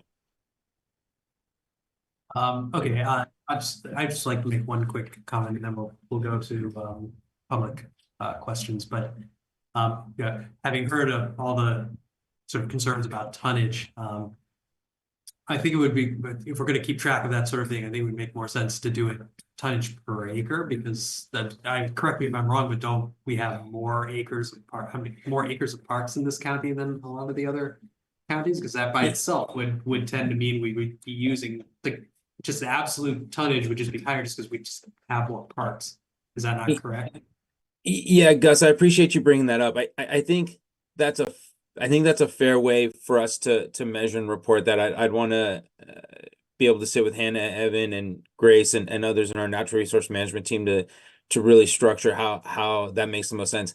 But I think what's important to note is the amount used is based on the amount of work done, right? And so, for example, and I'm not saying we're going to do this, and I'm not saying I'm recommending this. If we wanted to cut a bunch of acreage out, then we stop doing fuel reduction, right? We stop managing eucalyptus trees. I don't suggest we do that. I think that would be really dangerous. But my point is, the reason we have used what we've used, which is reported in the IPM report, is because we've done a lot of work, because we've done a lot of fuel reduction, because we've done a lot of habitat enhancement work. So, you know, in regards to things like managing eucalyptus or jabata grass or oxalis, right? The amount used is based on the amount of work done. So I think that just is something that I would encourage everyone to kind of keep in mind, because the way you arbitrarily reduce numbers is you just do less work, and that I don't think is a winning strategy.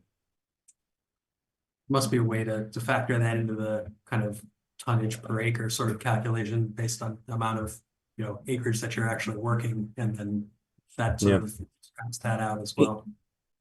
And Gus, one other point is, when we had committed to doing the 2023 report, we didn't track data in 2023 and throughout 2023 with the intent of doing the report. So knowing that we are now doing this annual report, the way we're able to structure data collection, right? We kind of have more time to think about that, recognizing what the end game is. Thank you. All right, let's go to questions from the public. First, any from folks here in person before I turn it over to folks on the Zoom.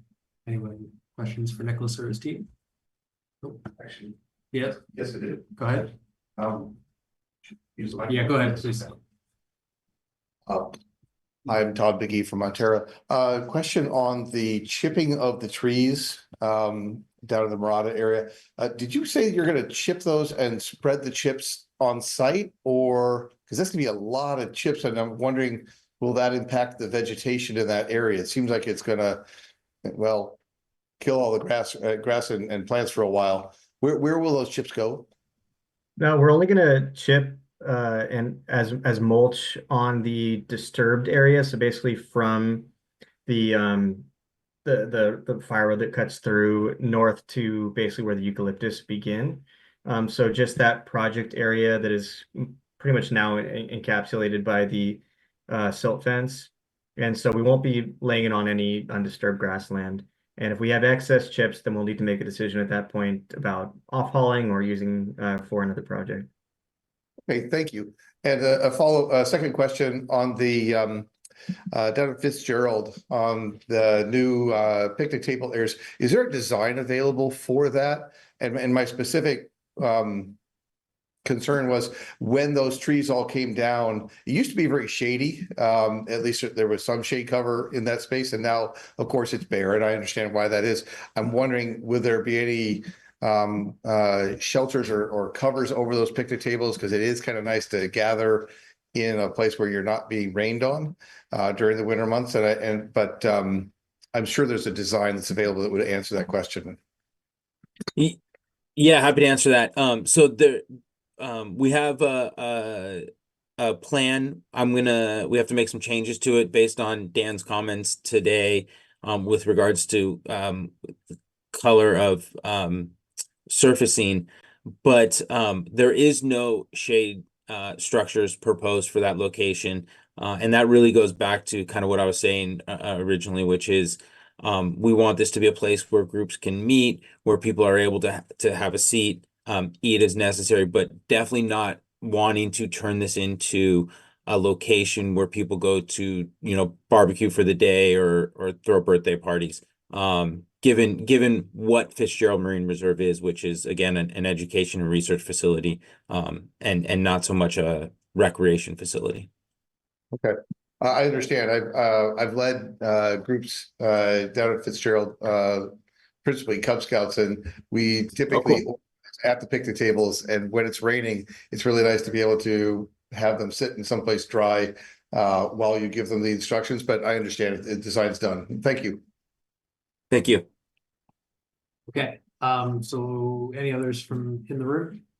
Nope. Okay, then let's go to the Zoom. I'll start with Sid and then we'll go to Steve. Thank you. I have 5 quick questions. One, I guess, was what Kimberly brought up concerning pesticides at the Marine Reserve. Is there any thought about the fact that that's a ASBS, area of biological sensitivity, that you really shouldn't be having runoff going into the Marine Reserve that might include pesticides? Because, I know you have to clear off the bluffs there with the pampas grass that grows occasionally, etc. But, if it all rolls down into the Marine Reserve, that's introducing toxins into a sensitive habitat.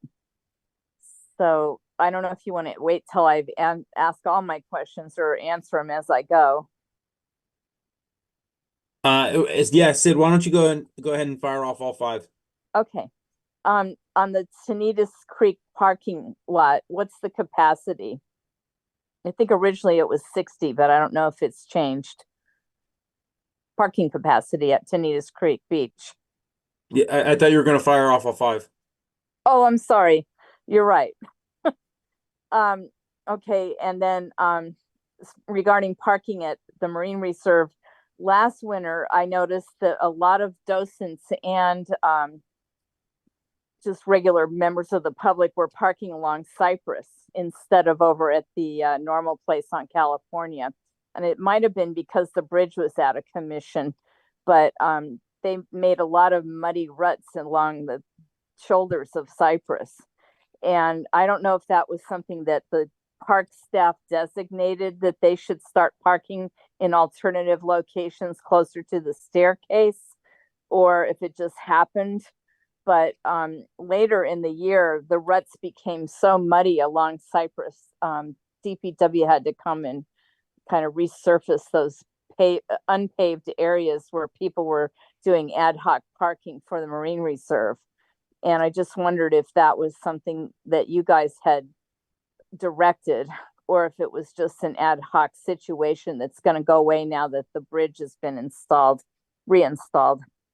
And then another one is, let's see, enforcement regarding, you have more staff out on the coast now, you said, but there was a thing on Nextdoor about the recumbent bicycle person that runs people down on the trails, sometimes out in the bluff area with his recumbent bicycle. And we were just wondering, is there any enforcement by staff, or do you guys kind of shy away from that sort of thing?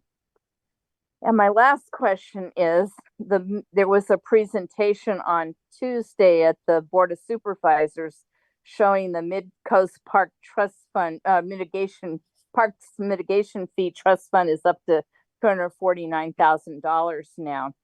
And I would like to propose that you guys come to the Midcoast Community Council before deciding what to do with that funding. Because in the past, they just spent that money like it belonged to the Parks District, and it really is part of the community. The community contributes to that when they take out building permits. And I feel like, you know, we haven't had any say in that matter at all. I know you guys built a new toilet at the Quarry Park area without really by your leave from the community. And some of the other ideas, you know, maybe there's some ideas that the community would have of how to spend that money, which is our money, for the parks. Like, for instance, putting up a shelter over picnic tables or something like that. So is there a commitment we could get out of you to, before you guys go off and willy-nilly spend the $249,000 that's accumulated in the Midcoast Parks Mitigation Fee Trust Fund, that you come to the Midcoast Community Council and get some community input about how to spend it? And those are my 5 questions. I can repeat them, or No, I you I wrote got them them, down? Sid. I'm ready. Yeah, and Good. I'm gonna go ahead and go. We're gonna address them backwards. Okay. So you know, I in short, I'm happy to come back to the Midcoast Community Council when when the department has identified uses that may be appropriate for the Midcoast Park and Rec Development Fund.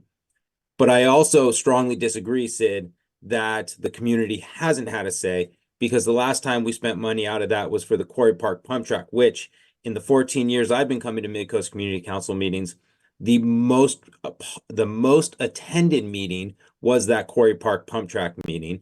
And probably one of the loudest cries for a need of a facility that I've heard from this community was that pump track. So the community did weigh in on that and did have a say. So I just want to be really clear that we don't just kind of wake up one morning and spend, at least not since I've been with the department. You know, we look for things that the community asks for and we deliver based on that. But going forward, if there's an idea that comes up, I'm certainly happy to bring that to the Midcoast Community Council for feedback.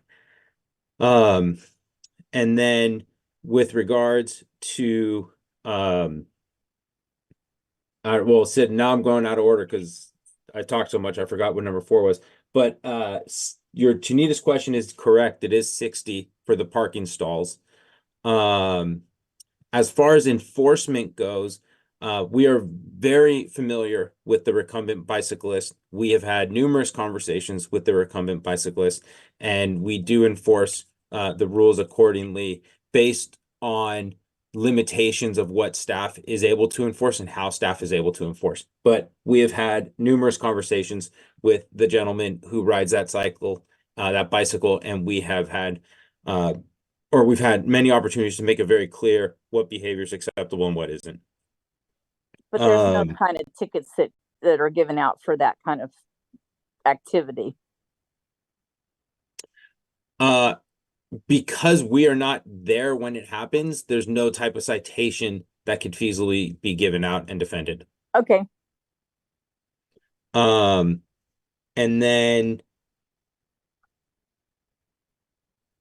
I'll refresh your memory. Parking on Cypress and Kimberly. Yeah, thank you. Concerned about pesticides. That the parking on Cypress, that my understanding was that was an issue created because the bridge was out, and so there was no way from getting to, as you said, getting from the parking lot to the staircase, which was, I know, very frustrating for a lot of people because the parking lot was empty, but everywhere on the other side was jam-packed. Now that the parking lot's open, we don't anticipate that that's going to continue. I'd have to check with staff, Sid, as to whether we directed people there or if it was just well known in the community and throughout the public that if you wanted to access FMR, that was where you would park. I'd have to check with staff. I think that's a fair question. I don't have the answer for that right now. Well, I think one day I saw a bunch of docents all wearing their jackets, so I had the feeling it was directed by the park staff to tell everybody to go down, meet on Cypress instead of on California. When the docents, they may have been training or something. I don't know. Yeah.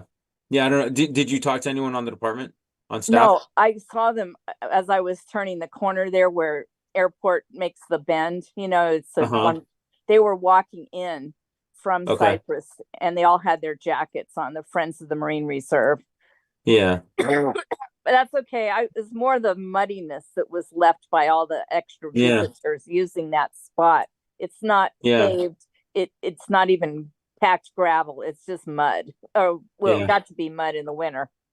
That's all right. Do you, I was curious Sid, about you that. want me to flag that for Public Works? They've already repaired it, but if it happens again this winter, it would probably be because now it's become a a known entrance. Mm-hmm. Yeah, well, I'm happy to talk to staff, have them Okay. monitor that area, just kind of see Okay. what we're observing. Yeah, I mean, they could put up signs saying no marine reserve parking, but it seems like it's already now designated marine reserve parking. Maybe not. Yeah, we can monitor that. And then with regards to herbicide at FMR, I'll turn that over to Evan.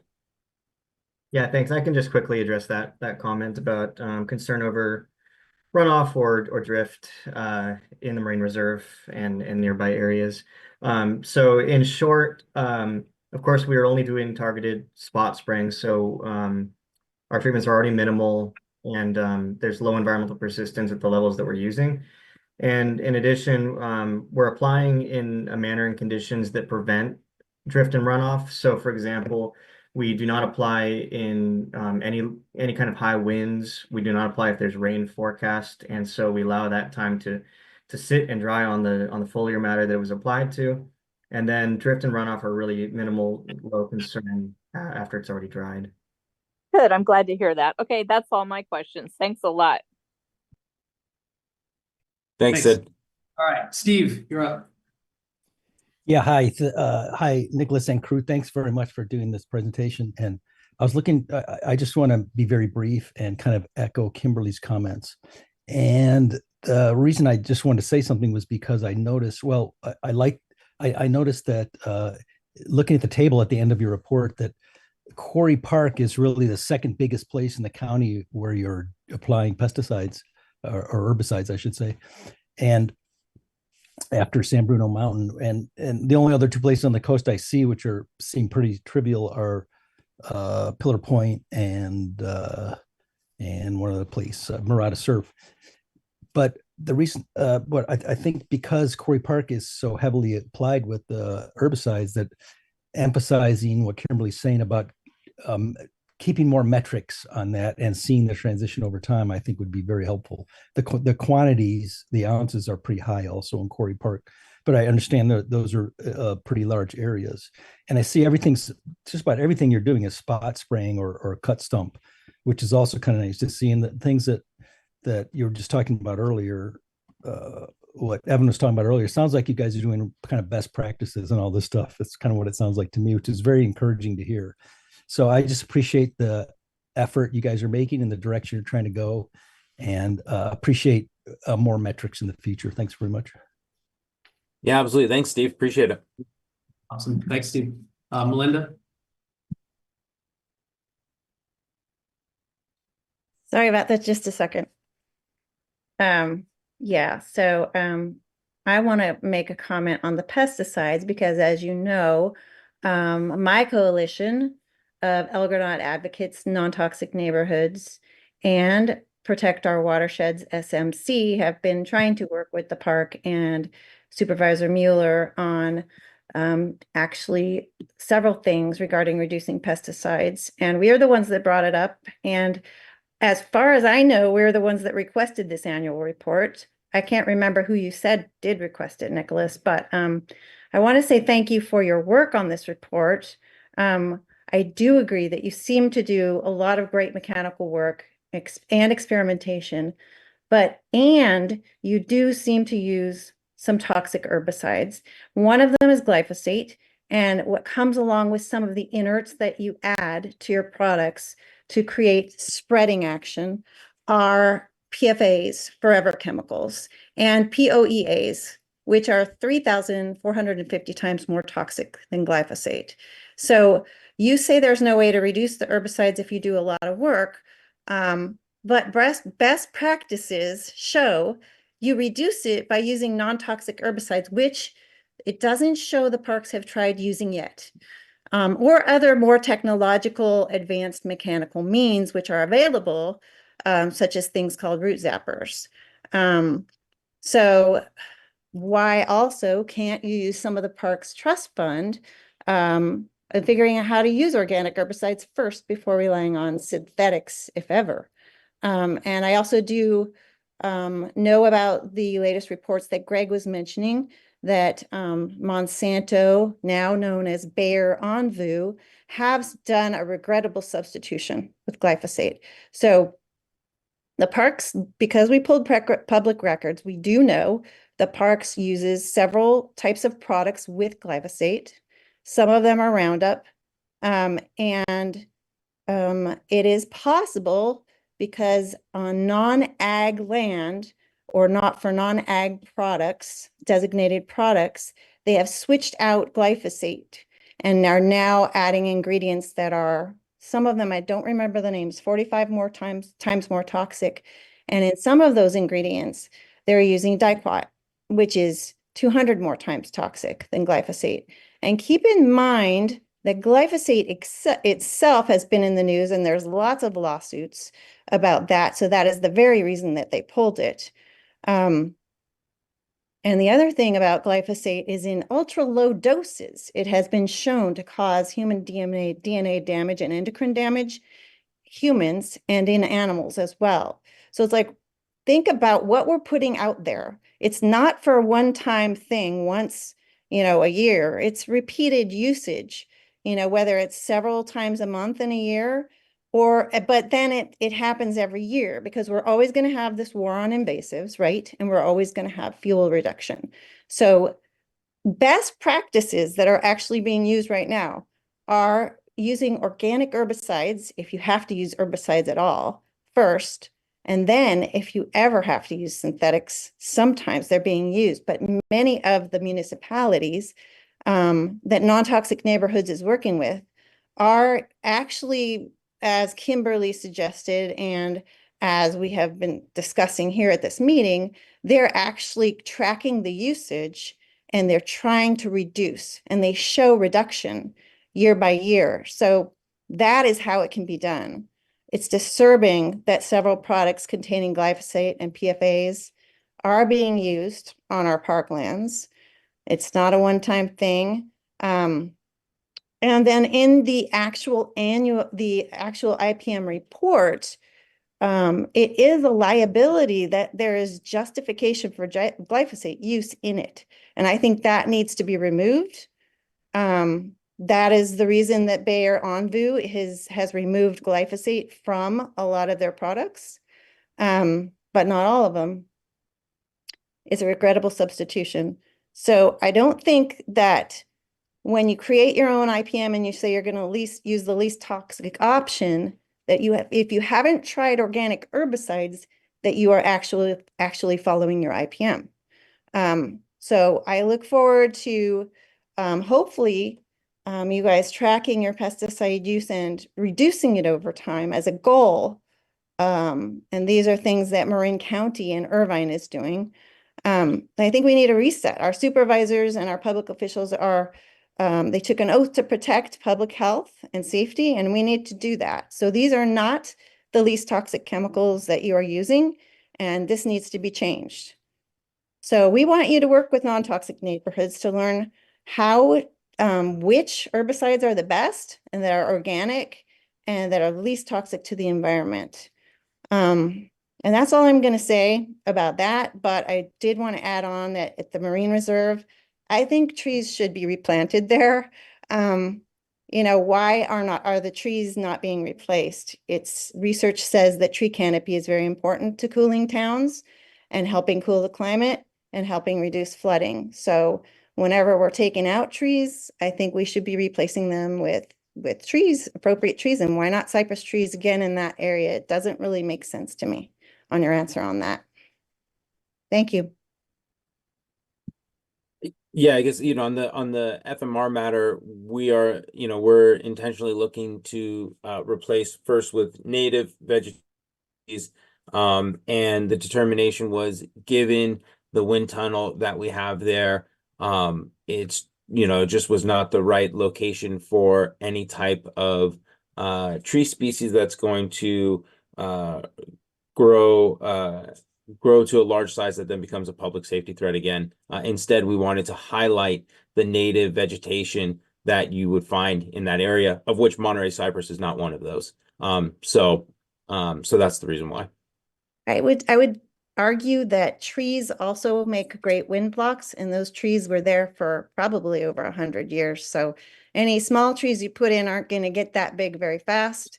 And I just think it's a mistake not to put trees in there.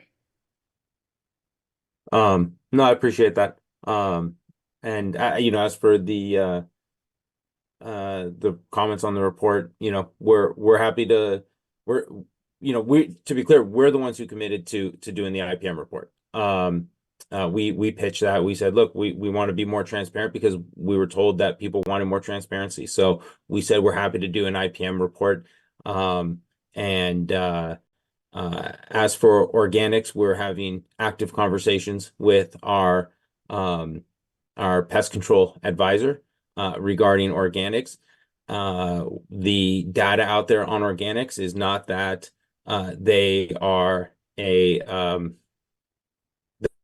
the studies on organics indicate that they have their own problems, that they have their own cause their own damage to soil health. And so we're evaluating everything right now. Does that mean that we're not doing it? No, we're having conversations to figure out where the right location to try organics, where that right location is. We are continuing to pilot new treatment approaches, and we'll continue to do that. And you'll learn all about that when we release the 2024 report. Because Melinda, you'll recall, we didn't really start actively having these conversations until late 23, early 24. So none of that would be reflected in a 2023 report. And again, throughout 2024, we've been having active conversations with our pest control advisor about new treatment approaches that we can pilot. I would like to say something about PCAs, pest control advisors. They are paid by the chemical industry. So, they're not going to give you the best organic herbicides to use. And that's why we're recommending you just have a discussion with non-toxic neighborhoods, things that they've found that work effectively, because the PCAs aren't going to promote the things that work effectively because there's no money in it. So I would really recommend you working with them, talking to Irvine and non-toxic neighborhoods about that. Well, I've talked to Irvine. I had a conversation with Dennis at Irvine. Obviously I've been on a couple calls with Kimberly at non-toxic neighborhoods. Certainly we'll take that under advisement, and we'll talk with my natural resource management team about it. Thank you so much. Really appreciate it. Yeah. Okay, Burnett has a. Yeah, quickly, Burnett Spur, El Granada. It had come up in previous discussion on the use of herbicides and pesticides up in Quarry Park, and I was going to wait. I haven't read the report, so I was going to wait till after that. But since Melinda brought up these other issues, there was a question about the toxicity of the runoff from Quarry Park. And one of the problems with Quarry Park is you get a lot of flooding during the rainy season, but then after you get a lot of drainage that runs down months afterwards that kids play in, dogs drink out of. And there was a question of could that runoff be toxic? So the question is, maybe do they need to test that water to see if there's a toxicity problem being dumped into the community where children and dogs are drinking into it? I don't know if the report covered it. Like I said, I was going to wait until these other issues were brought up. I also wanted to bring that up to somebody in the community. It wasn't me at the time, but somebody else has brought up the issue about, well, what about the runoff of all the pesticide and herbicides they're using may be running down our streets? Thank you. Okay, do we have any other comments or questions for Nicholas and his team? Oh, okay.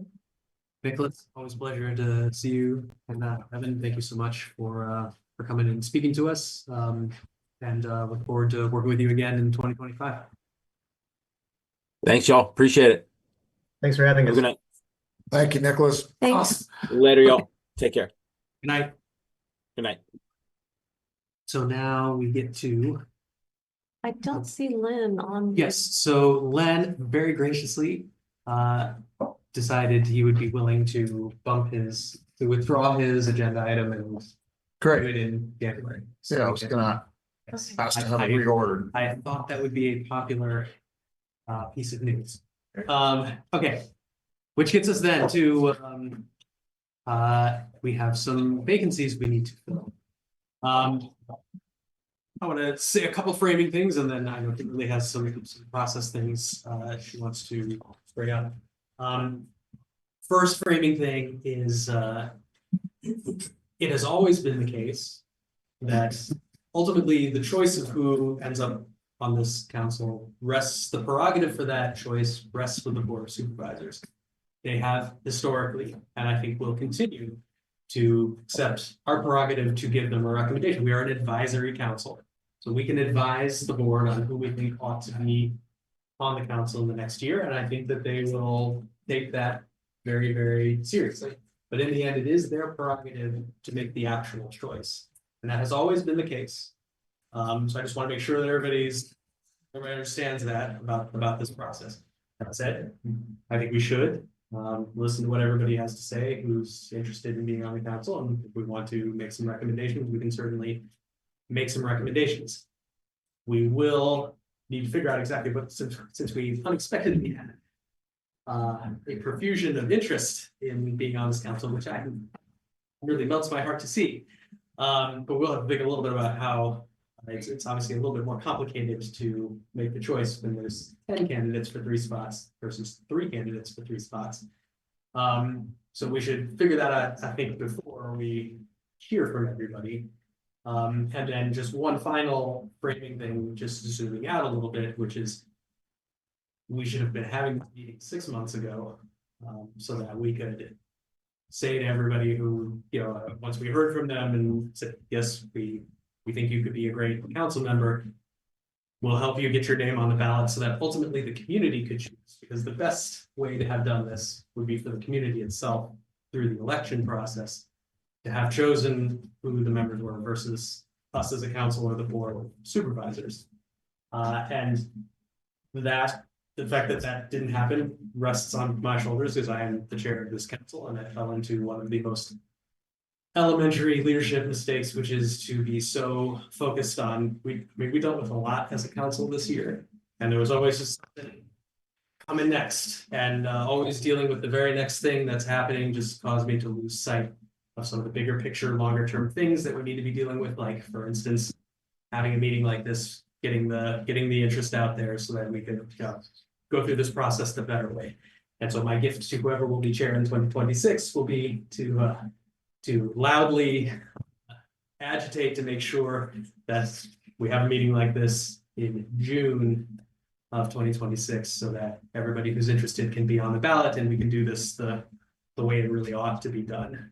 So I just want to formally apologize to everyone in the community for that's really on my shoulders as the chair. And we should have done this a different way. But here we are where we are. So with that, let's figure out how, once we've heard from everybody, how do we want to figure out how we're going to settle on 3 people to recommend? I'm open to suggestions on that. I've written down all the names and I've put them in a little spreadsheet I can send to everybody if you want to take little notes or something. But how are we gonna, once we've heard from everybody, how are we gonna choose? I don't know how it's been done in the past. In the past, see, I'm happy with what you just said, but I'm also upset about it. Okay. Because our understanding has been that we were not going to recommend anybody, that we were just going to send the list to the Board of Supervisors. And if that's not what we're going to do, I wish we had known that beforehand. Followed up with Ray today to make sure that we'd be okay doing that. And he said, oh, yes, he's okay with it. But that wasn't the initial conversation that I had. So it's breaking news. Yes, it's breaking news. Okay, what we've done in the past Mhm. is we've never had 10 people. Right. We've had maybe 5 or 6 though. We've had everybody sit at the table and make a statement. And then we all go around and ask them questions. And then we vote, and we get things from, we get the public comment. And they get to ask questions too. Right. And then we vote and then we send in the things. When you say we vote, We do that in public. yeah, I get that, Yeah. but how are you, like, who are you voting on first? Like, how is all that kind of stuff decided? Like, do we go around and say, here's the 3 people of the 10 that I took, like, will Scott say, here are the 3 that I think should be on there, and then like that, or No. we going one at a time and saying, like, Brandy, yeah, or thumbs up or thumbs down, we just like, gonna be like, No, there's a, Coliseum or something, like, what, what are we? No, it's like, there's an actual process that's outlined, and some of the city councils use this process. So I don't think it's an unknown process for how you nominate people to the, to the council as a candidate.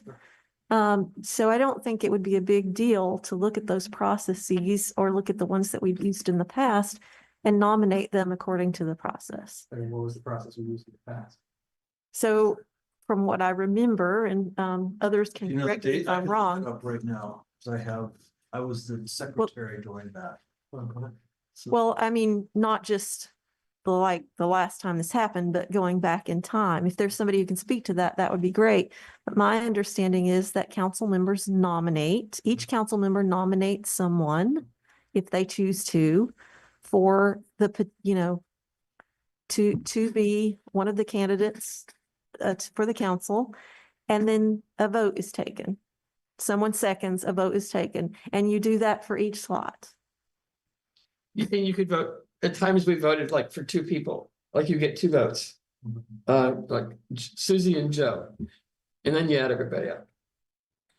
But it's really bad to just decide this. It's really good to decide it before we do it, but it's really bad to do it at the last minute. Somebody had suggested that we have a special meeting just for this purpose. Which would mean everybody coming back, So- but, yeah. So I'd like to just do my spiel here and then talk about process Okay. from that, if that would be okay, unless somebody else has a burning desire to say something before that.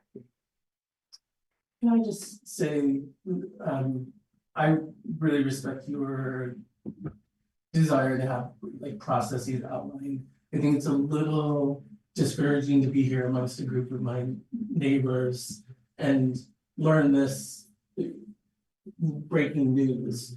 It kind of feels like we're gonna be ejected from the seats, if we get a thumbs down. So I just want to acknowledge that in this public forum, how disheartening it is to think that that is the way that we're gonna move forward with this. I That's really not- apologize for that, Kevin. I know that this is a delicate process. There's so much room for hurt feelings that can come up. But one of the things we really want to make sure that everybody knows, because all 10 of you are not going to be selected. But things happen, like Greg says, there's things we need people to help us with. There's people that may end up not filling out their full term, and we may need to go back again to you and ask again. Please bear with us. None of this is personal. I think we can have some process tonight that we can get through. I personally am very excited to meet all of you because I haven't met all of you. And to hear and have the public also ask questions. We can ask questions of you tonight, and I think that's valuable. But I'd like to sort of get us all on the same page in understanding what happens next for the candidates as well as us, because there's been a communication breakdown on this process. And I don't think that's any one person's fault. Any one of us could have pressed this at any time over the last few months and asked for it to be on an agenda where we did this. And while it was mentioned here and there, we didn't really press it to the point that it happened. So, I bear some responsibility for that. We all do. So I appreciate what you said earlier. I really respect that. Everyone on this council puts in a significant amount of time and effort. And we aren't perfect, and sometimes things slip. It happens to all of us. And there are other priorities that intervene. We all have lives.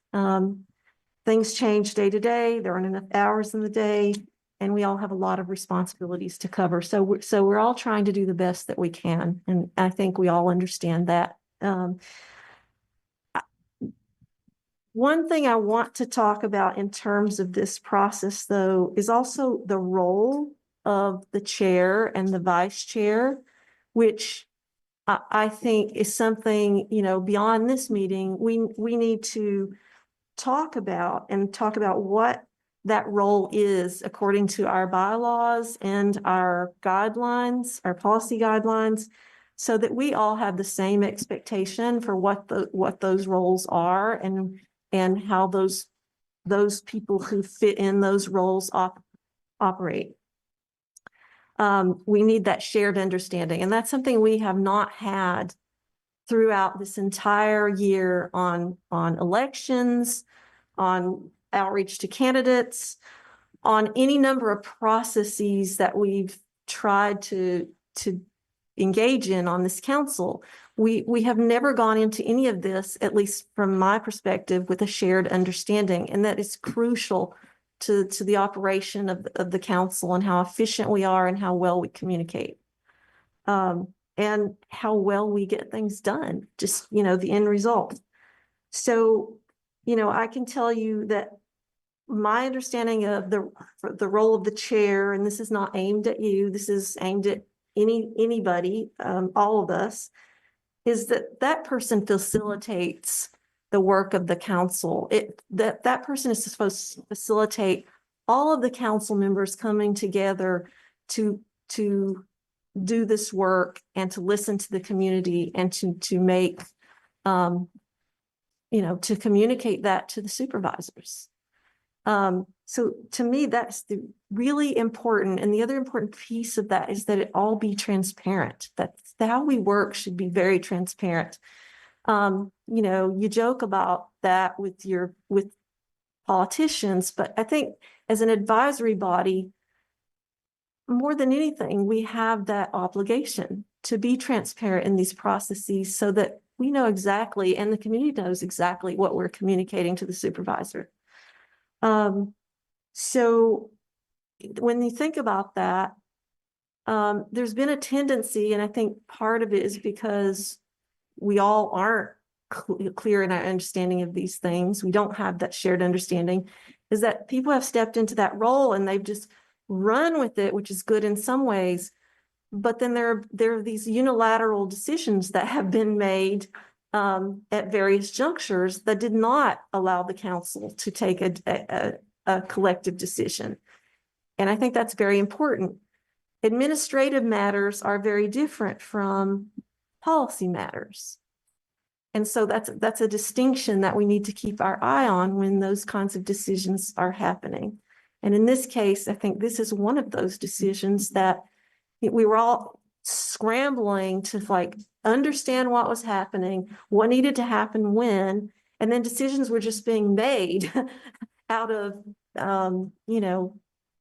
in some cases, maybe just it needs to be made and we don't have time to make it, so I'm just going to make it. So that's another, process and communication breakdown that needs to be addressed. And it also needs to be clear in terms of role, how that stretches out, right? What falls in that category of administrative versus this is a really important decision that everybody should have input into. The chair should also serve as a conduit, as a leader and conduit for the communication to flow back to the council. So I'd like for us at some point to talk more about those roles so that we all have a shared understanding of what we expect from chair and vice chair on the council. In terms of the process for this,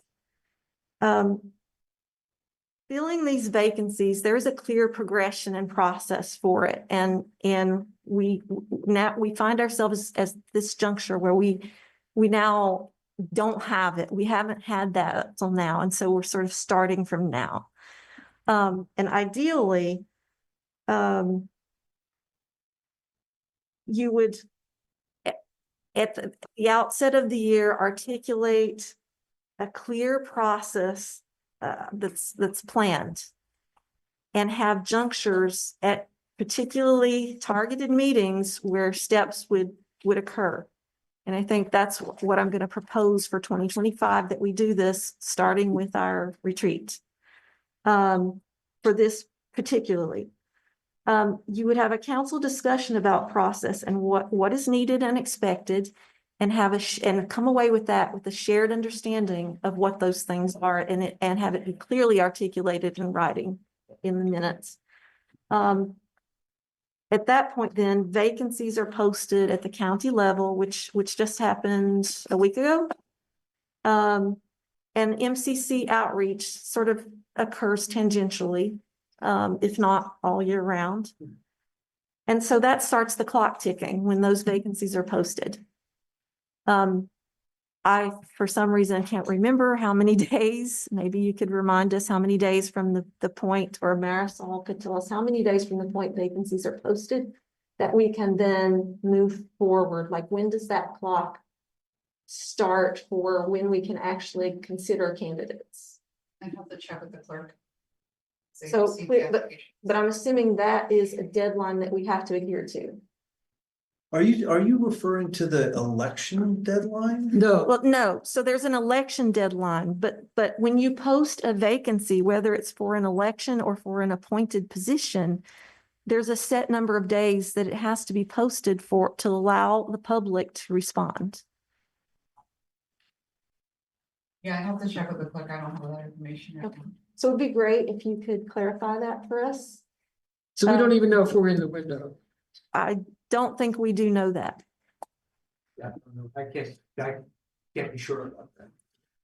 So I think that's important. So when that date ticks off, then the next part of the process is, in my mind, and from what I've looked back at the references and resources on our website, is that the applications or a candidate statement is then distributed to all the council members, so that we all benefit from the same information. And we have what we had planned to have here tonight, a meeting where the candidates show up, they give us a candidate statement, they tell us about themselves, and some of you already have shown up to meetings and done this.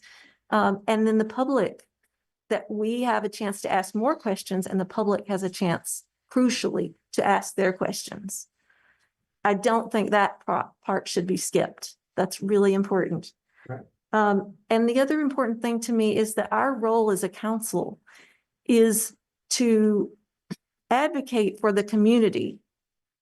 And part of that is to be clear and transparent in how candidates are chosen. And our responsibility also is to recommend the candidates that, we choose based on that process in a public forum to the Board of Supervisors and to Supervisor Mueller. And then the supervisor has the option to decline or reject any candidate. And that has happened in the past. But the process itself should flow that way. And we should not omit any of those steps, because that would negate the clear and transparent process in front of the community for us to recommend based on community input. So the supervisor can certainly exercise his option to reject a candidate, but it should be a clear process, and there should be a clear explanation to the community for why that happened. There should also be a conversation with the supervisor and the council if he has particular candidates that he would like to recommend before they are put forward for confirmation, so that we reach a shared understanding of why that person is being put forward, and so that the community also has a chance to understand that. This is not a unilateral decision that should just happen from above. Ultimately, the outcome may be what the supervisor wants. That's great. That's his prerogative. That's how it's like checks and balances. That's how it's supposed to happen. But it should happen in a clear and transparent process. And I think many people have been alarmed that what what we were hearing was that it would not be a transparent process. So, you know, and then it flows from there that the final candidates who are recommended or approved would be confirmed by the Board of Supervisors. So anybody can correct me on any of those steps or add steps that I missed, but that is my understanding of how this process works. And for tonight, what I would recommend, since we have all these wonderful people who have shown up, and I'm so grateful to see all of you, is that we go ahead and start the interview process, because we know we're going to be interviewing them anyway, and go ahead and start asking those questions. And then if we need to have a follow-up with those who are in this room, then we will have that follow-up to allow all candidates equally to be interviewed and have the public have advance notice that they can ask their questions. So if that's a special meeting on December 18th, then, you know, maybe it's that, maybe it's the first meeting in January. But I think leaving here tonight, we need to understand clearly what those deadlines will be, especially for our candidates who are giving their time to, you know, so that they can plan. The last thing I want to address here is that this council can operate with 4 members until we have people come on board. And I think adding 3 appointees is unprecedented. I'm not opposed to it. But it is something new that has not happened before. 3 appointees. I am an appointee. That will mean that there are 4 people appointed to this council, constituting a majority of the council.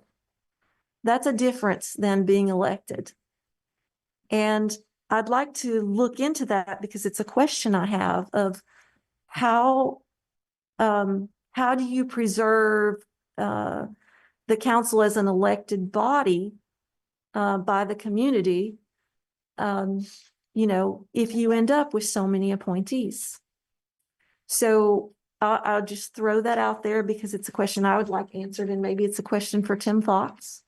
And then the only other question I have is, sorry.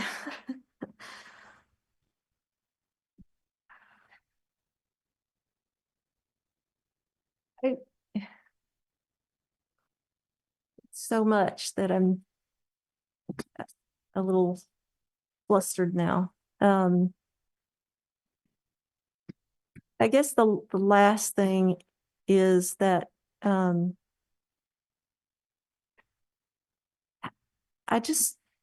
think after this experience, we need to codify this process in a much clearer fashion in our policies, so that these questions will not persist into the future.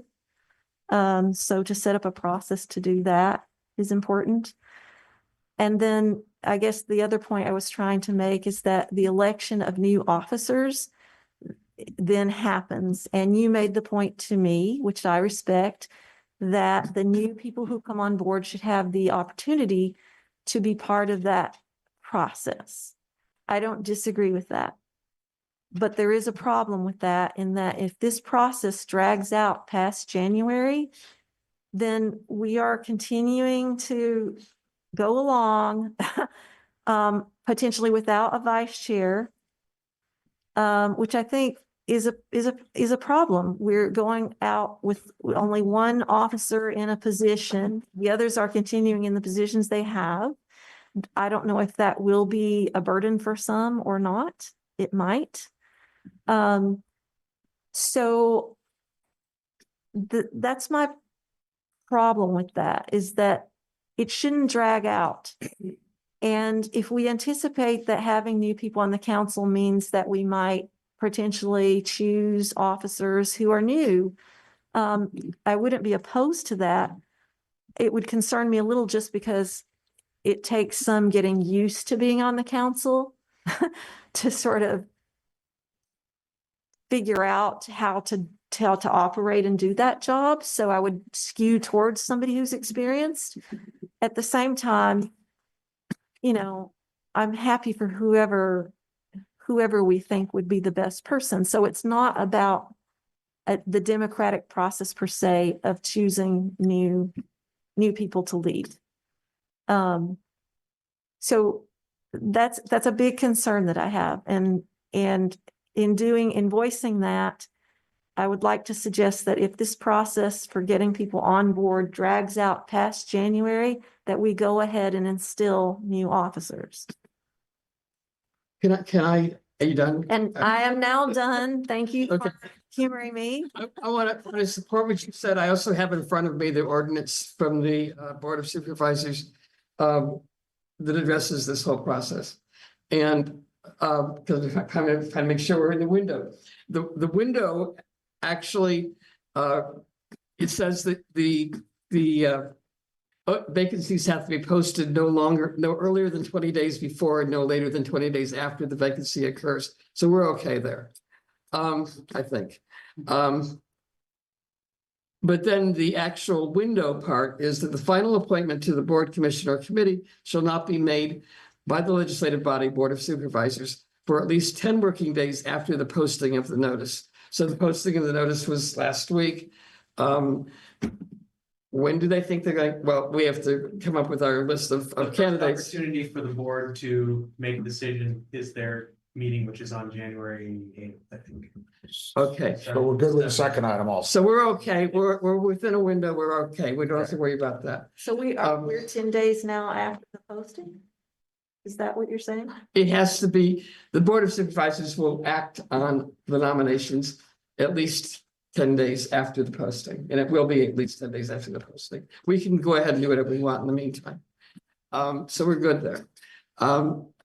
I support everything you say. I know that Tim Fox gave you an opinion about the election of officers, and this is kind of, I really kind of hate to have all of our dirty laundry in front of you guys, but here's where it. But you might as well hear. You might as well hear it. Because you're gonna be. What you're getting into. Yeah. The officers cannot succeed themselves. So if we're in the next year, it's a new MCC year, you can't still be chair. What we should do is, if this is gonna go past the first meeting in January, we should elect temporary officers until. It's complicating things. You were just making it worse, I think. It's my opinion. Yeah, because Kimberly's just saying part of the role of the chair is to have long-range vision on this stuff. Let me ask you all. Can I read? Some subset of you will be on this council. Do you want the decisions of who's accredited officers to be made without you? Well, without your voice in that? That's kind of what's being discussed here. No, it isn't. It's like, I'm good with them voting, with swearing in the new people on the first meeting in January and voting for officers at that time. Okay, I'm saying if the board of supervisors doesn't get to it in their meeting and we don't have the 3 people approved yet, and so we can't swear them in that meeting, I agree with you that I cannot be chair past the first 30 seconds of the meeting in January. So I think in that case, we have to elect a temporary chair until we get the 3 people approved. So they can be part of the process, because I personally am super duper not comfortable with choosing officers on a permanent, for the whole year without the input of the people who be on this council with us. And Tim Fox agreed with that. Actually, I didn't see that he necessarily agreed. He said there was latitude for how you could handle it. So what I'd like to stand on is precedent for what's happened in the past, and then think about how we might modify that going forward. I'm not opposed to it, Gus, but what I'm most concerned about is when I came on board, the work of the council was held up for more than a month. I think it was almost 3 months, and then we canceled several meetings. And that gave us, it left us at a disadvantage into what we could accomplish that year.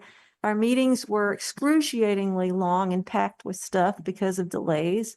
And I just want to avoid that, no matter who ends up in the officer positions. With temporary But I think it's disingenuous to have temporary officers when people are giving their time and effort to, they're not going to be able to really plan anything going forward if they're serving in a temporary role.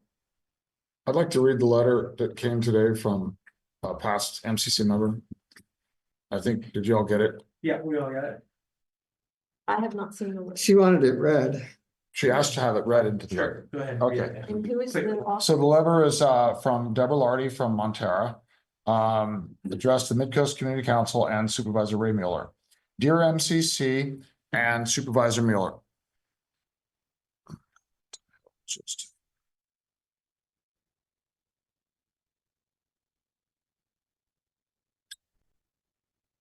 phone updated. I just tapped and it disappeared. Oh my God. I'll give it to you, Dan. There it is. You want it?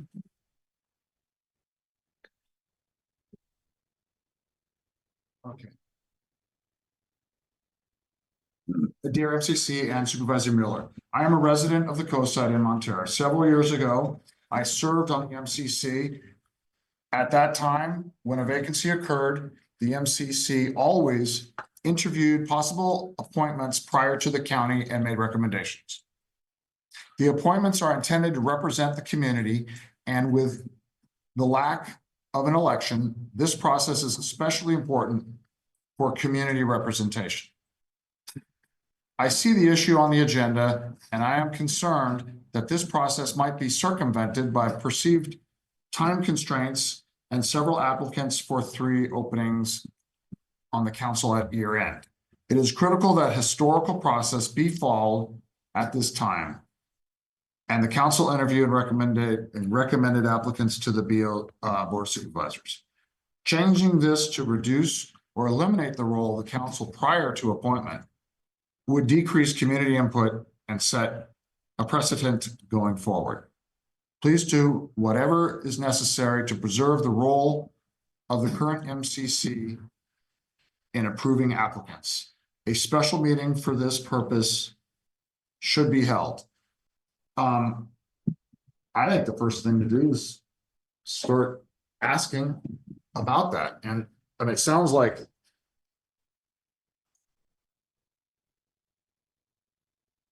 I think that makes fundamentally, I think it's just going to be easier for everybody to go into January and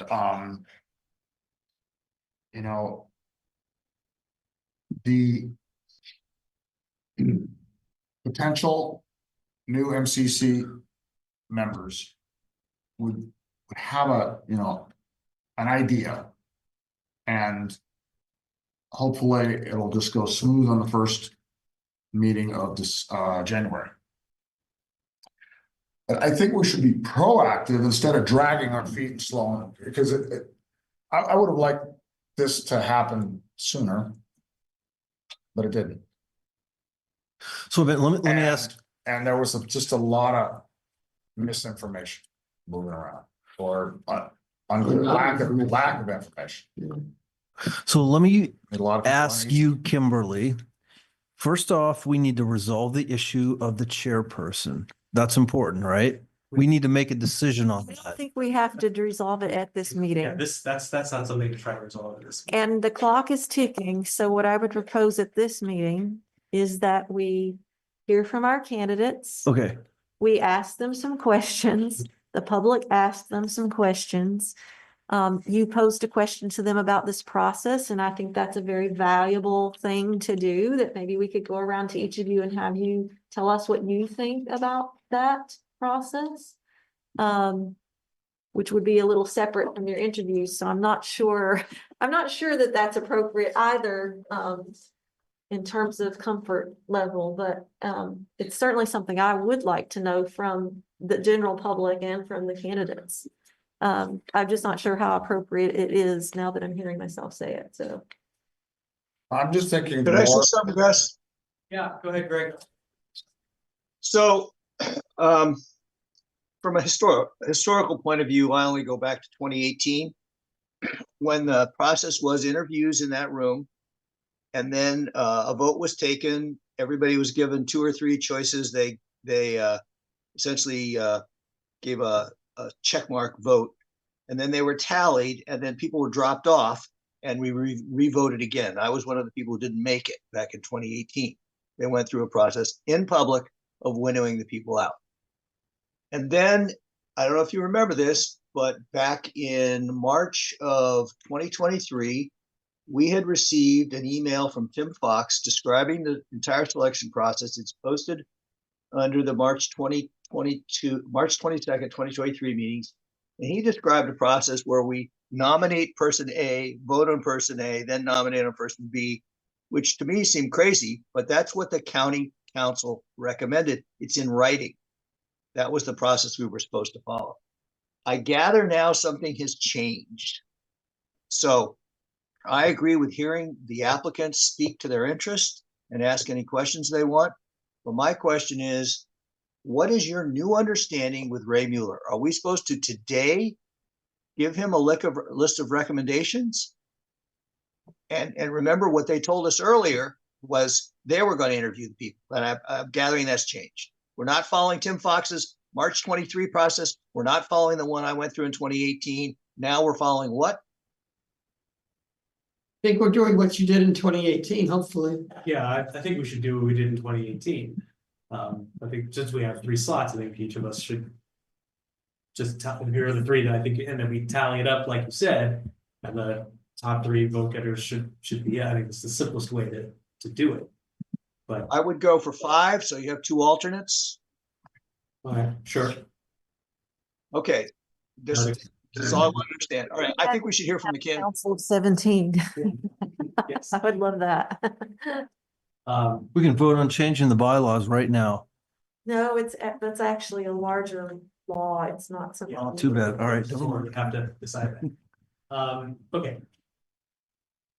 So my understanding is if at all possible, we would emerge from tonight with a list of 3, with perhaps 2 alternates to give us recommendations to Ray. Well, And then, the first question is, are all the candidates in the room? Is everybody here that applied in this room now? that's a great No. question. Let's take attendance. I don't believe so. And I know one person isn't, but her name was Michelle. She said she had some other thing, she couldn't be here tonight. And per the emails from Marisol, Vic Frolisher's not in the room, but I thought he was a resident of Half Moon Bay, which is Yeah, what is on his. His physical address on the application is a Half Moon Bay address. Like where that is on the map is Half Moon Bay. It's not. It's not an Right, incorporated. so I think we can't consider him, even though he's not here anyway. Yes, I agree with that. And then, woman, I think her name was Julia or something, who was here earlier, elected to withdraw. There's plenty of people, you guys don't need any kind of. At which point in the meeting did she do that? But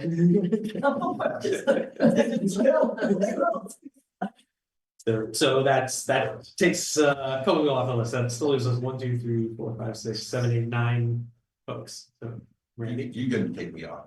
okay, all right. I don't think I have a shared understanding of what's going on here, so I think I'll save my application for another time. Gotcha. Well, as long as we didn't scare you away for another time, because we're Yes, gonna come knocking. Yes, Michael? Yes, I was under sort of a naive impression that you had a shortage, and I felt like sort of stepping forward to help with that. It seemed like we did, and then all of a sudden we didn't. Yeah, and I really have learned a lot about you guys, and I appreciate all you're doing here. But I think I'm gonna withdraw. Okay. There are things that I have in mind, for the coast I could help on, I've done before. So, thank you for this, demonstration of good service. I appreciate it. Thank you. Okay, that would leave us with, yes, I Bernard. just want to make one thing, that even though you're dropping off, remember that you still can be of help to people. You're make yourself available to assist the people, so don't forget that, please just don't drop off and, no, stay involved. There are some issues that I am particularly interested in, and I think that, And I've talked about some of them, so I will get it on. That would be great, because some people, there's a lot of people in the community that have a lot of expertise in different areas, that would be really valuable to people who don't. Okay. Thank you. Thank you. Thank you. Thank you, Michael. All right, that leaves us, so the list of, so now that we've widowed, we've got Chris Lang, is that person here? I don't see Chris here. Okay, Todd's here, right? And that's, okay, great. Michael Medlin. Michael, okay. Michelle's not here. Chris, I see. Are you Connie? Okay, Connie, and you're Kev. Okay. Okay, so everyone who's still in the running is here except Michelle. So it's really just 6 people. Oh, no, Michelle and Chris, right? And so has this list been circulated? I mean, I haven't seen my email today. Yes, it's here. Everybody, all early applications are here. Okay, so I haven't had a chance to see that yet. Okay, great. Okay, so. I wanted to say just real quick that, just like candidate forums, there's many different opportunities to meet the candidates. So even if we're not deciding tonight, it's still good to hear from candidates a few times. Here's a suggestion. We've got such a big table here and there's just a few of us. We could all sit on one side, you guys could sit on the other side. Okay. You want to do that tonight? Yeah, I guess, or else. The microphones have to work. I guess we don't have to move them. Maybe that wouldn't work. Yeah. We have each person come up to the podium and give their, tell us a little bit about yourself and why you're interested. And take some questions from the council and from folks in the community, and then we'll circle through everyone who's here. Do we have our list of, because I had to answer a list of questions before. They're here. They are? Yes. Okay, got it. Sorry. If you wanna play with my computer, you can. I can. You have it. Great, then I would just go in alphabetical. So if Chris is not here, that would be Todd would be the first one alphabetical by last name. So. Really jump right to the M's. Yep, straight to the M's. Yeah, but first alphabetical list. Right? Thank you very much. I'm Todd McGee. Let's see, I live in Montera. I've been living in Montera for 30 years now. Where my wife and I have raised 4 kids, all went to Farrell-on-View and then Half Bay High. During my time on the coast side, I have coached more than 20 Little League teams, more than 30 AYSO soccer teams. My kids have all gone through the Boy Scouts and Girl Scouts. I have 2 Eagle Scouts for my boys. Kids are all college age now. One of them, my oldest daughter, is now a special education teacher at El Granada School with Mike Medlin's wife. Involvement on the community on the coast side has largely been environmental. I was a past president of a mountain bike advocacy group, if you will go back 25 years. My hobbies are mostly hiking, backpacking, and bicycling with the Scouts. Mostly on the road these days because I'm old and my knees don't like to go mountain biking as much anymore. But still working on it. I've been a trail crew leader for the county parks, for Mid-Peninsula Regional Open Space District, for state parks. Went through training, learned how to lead a trail crew, and I've done thousands of hours of trail maintenance. And have worked very closely with Don Horsley when on the Moss Beach Park ownership issue, when that came into question because the Scouts had adopted the park and we were actually the ones maintaining it when no one else knew who was. Anyway, I would love to be part of the MCC. I have a deep love of the coastline and a great deal of concern and care for how this community is operated and how it protects the quality of life for those who are here and those who want to come here. And I thank you for your time because I think that's enough. And I don't want to keep droning on. Do you want me to take questions now? Or do questions now? Yeah, do anybody want to ask a question from the council and then I'll open it to the public? Could we just go around? If anybody, I mean, I don't have questions, but like, is it who wants to ask a question? Anyone? I have three questions. I'll just tell you now, but you answered all of them. I said, what are the most important issues to you? You answered that. What are you passionate about? And Kids. Kids and camping and biking and all the stuff that I am also too. And you already told us what expertise you're bringing, trail building. You've been here a long time. So with the questions that I would ask, you've already answered all of them. So. Well, let me ask one thing I meant to add, and I forgot to. I'm so sorry. My educational background, I have a PhD in microbiology, cell biology, and biochemistry. So when we talk about pesticides and herbicides, et cetera, I do have a relevant background, though. My more recent expertise is in software development. A little bit odd career transition there, but I do at least have enough of a background to hang with the chemists when it comes to it. You have any questions for us? Oh, so many, but it's late and I want to be fair to everybody else. But yes, so many, but let's not go there. Okay. Gus, Yeah, Greg. first, please check your chat. And second, I have a question for all candidates, which is how many hours per week can they devote to council work? It's in their application, Greg. I saw that. I still want to ask in person because it said 10 hours or more per month, for example. It said 5 to 10 hours per month, etc. I don't know that I remember answering the question. I don't recall what I did answer. You said 5 to 10 hours a month. Okay, well, that'd be about right. I'll just say right now for the scouts, normally we say that it takes about an hour a month from a scout leader. Yes, it works better if you don't laugh while I'm saying it. I'll just say, I have a weakness. I have a sickness. I volunteer a lot. I'm currently volunteering with a number of organizations, and I throw myself in really all the way. So 10 hours a month, yeah, no problem. No troubles. And was there a follow-up question, sir? Greg? No, I think just one for all the candidates. Awesome. All right, Dan or Kimberly or Claire, do you have any questions? No, thank you. So I do have a question. Oh, I'm sorry. So, I guess what I'd like to know is what is your understanding of how to deal with situations where we have 7 council members, they may have all 7 different opinions about something, which I think is good. But when it comes to decision making, how would you approach that? I guess how to foster diverse opinions, but then to come to shared decisions. I come from a family of 14 kids. I have 6 sisters.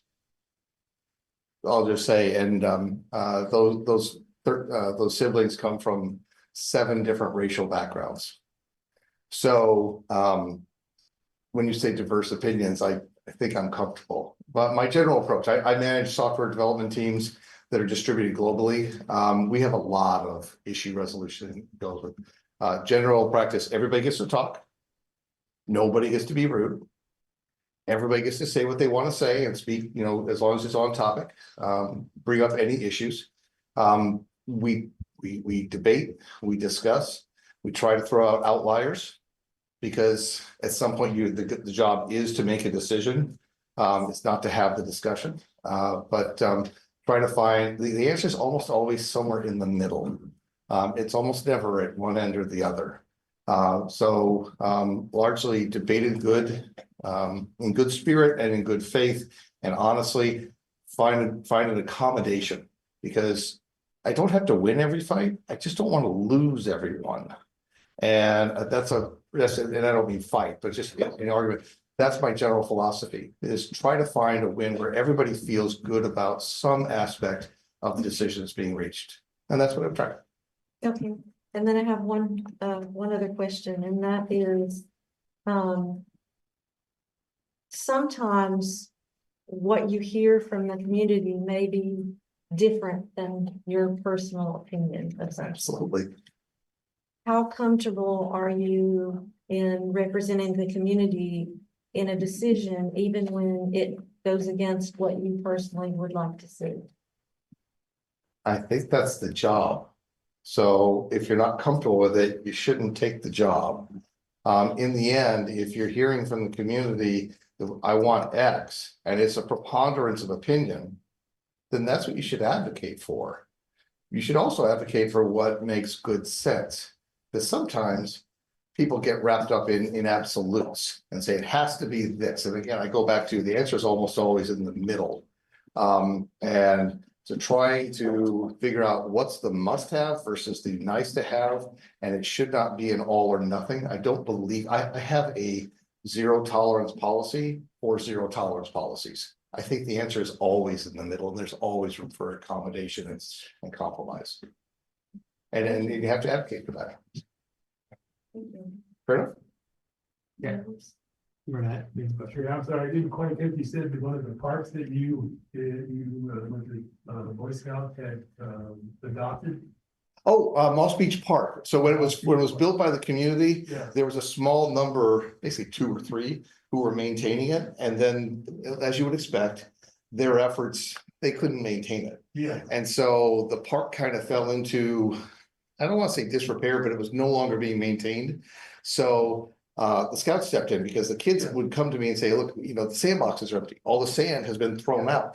Right. So we would go and fill them. And we would go and do cleanup days and that sort of thing. It wasn't necessarily the Boy Scout that did it, but similar with Corey's Park, the local communities sort of developed the park, sort of cleaned it up, so on, and then ultimately it was transferred over to San Mateo County. The other question I had, do you feel comfortable if there's situations within a month where you have to put in more than the 10 hours? Do you feel, the reason I say that, because right now, you're going to see later tonight, there's going to be a report coming out, it's over 200 pages. Just to sit down and read it, you're not gonna get this all the time, but occasionally you may have to put more. So I did, you know, sometimes people get stressed, feel they're getting pulled too many more time. It wouldn't probably, you know, we're not talking about every month, but there's gonna probably be occasions where you're gonna have to put in more than the 10 hours. Mike? You're talking to the right guy. This is Top of your man. just a question, you know your life better than I do.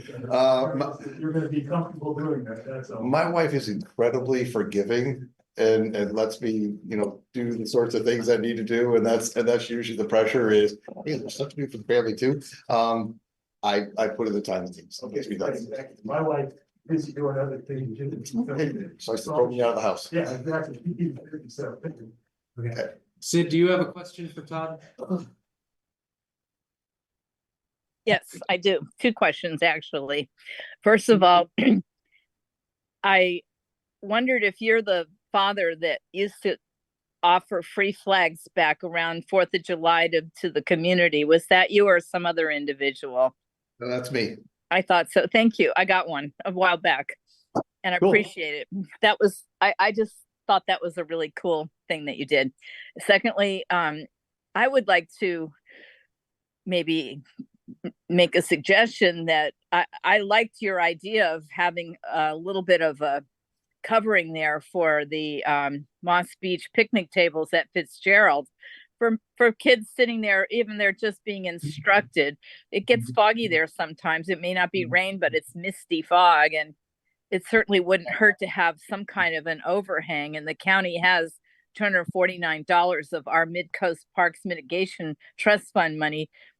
Maybe if you get on the MCC, or even if you don't, we could work together to try to advocate for putting that as a next item to enhance some of the parks, because they don't spend a whole lot of money on our Moss Beach parks.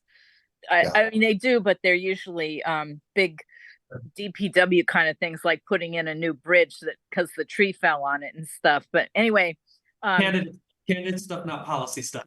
Yeah, exactly. So basically, I thought it would be great if you would be interested in doing something like that for the MCC. Can we have like the same amount of time for each person and then, just keep it to that? Yeah. Sure. Well, he didn't answer yet. Oh, sorry. I would love to see, I'd love to see that issue move forward. I also don't feel like I have enough of an understanding of all the issues to say definitively, yes, I'd work on it or not. But I'd like to see it happen. Okay, thanks. Thanks. Thank you, Todd. All right, Michael, you're up. I'm not a shill. I didn't know Todd was gonna be here. I've worked closely with this man for many years. I'm gonna withdraw my name. Assuming you have 3 viable candidates. So thank you very much. Thank you. Good luck. All right. So Michelle Pettigrew is the one who's not here. Chris. Yes, Chris sir. Rogers. I am Chris Rogers from El Granada. I've lived here since 2018. I am a professional consulting biologist. I've spent my whole career as a consulting biologist. Most of that spent with a larger corporation where the whole focus was on doing CEQA, biological surveys, dealing with rare plants, wetlands, and all of the permitting and process involved with that. And I have worked quite a bit with regulatory agencies, with my clients, which were anywhere from, municipalities to utilities to other public agencies. So I developed a familiarity and comfort with the process that's involved in working with people with disparate interests and goals. I think that these experience is going to have a value and a benefit to MCC because a lot of issues that come before you, such as the one that I brought up earlier, are really focused on biological and regulatory type concerns. And so that's really what motivates me to be here and presenting myself as a candidate, is that I think that I could be an asset to MCC and to the community by being able to represent from a position of experience on those kinds of issues. So I think that happy to entertain your questions. Okay, sorry, we'll do the same order. So is there anything specific that you can think of now that you would like to focus on and change in the future? Well, from a focus standpoint, like Claire, when she responded to when I spoke earlier, she said, there's every development proposal that comes up on the coast side, you guys review, or at least try to review, and so trying to, I'd be very interested in being on a committee that looked at those kinds of development proposals. Specifically, like I mentioned earlier, projects that I think have some conflict or missing information or aren't going through the process the way that the process was tended to. Awesome. Thank Yeah. you.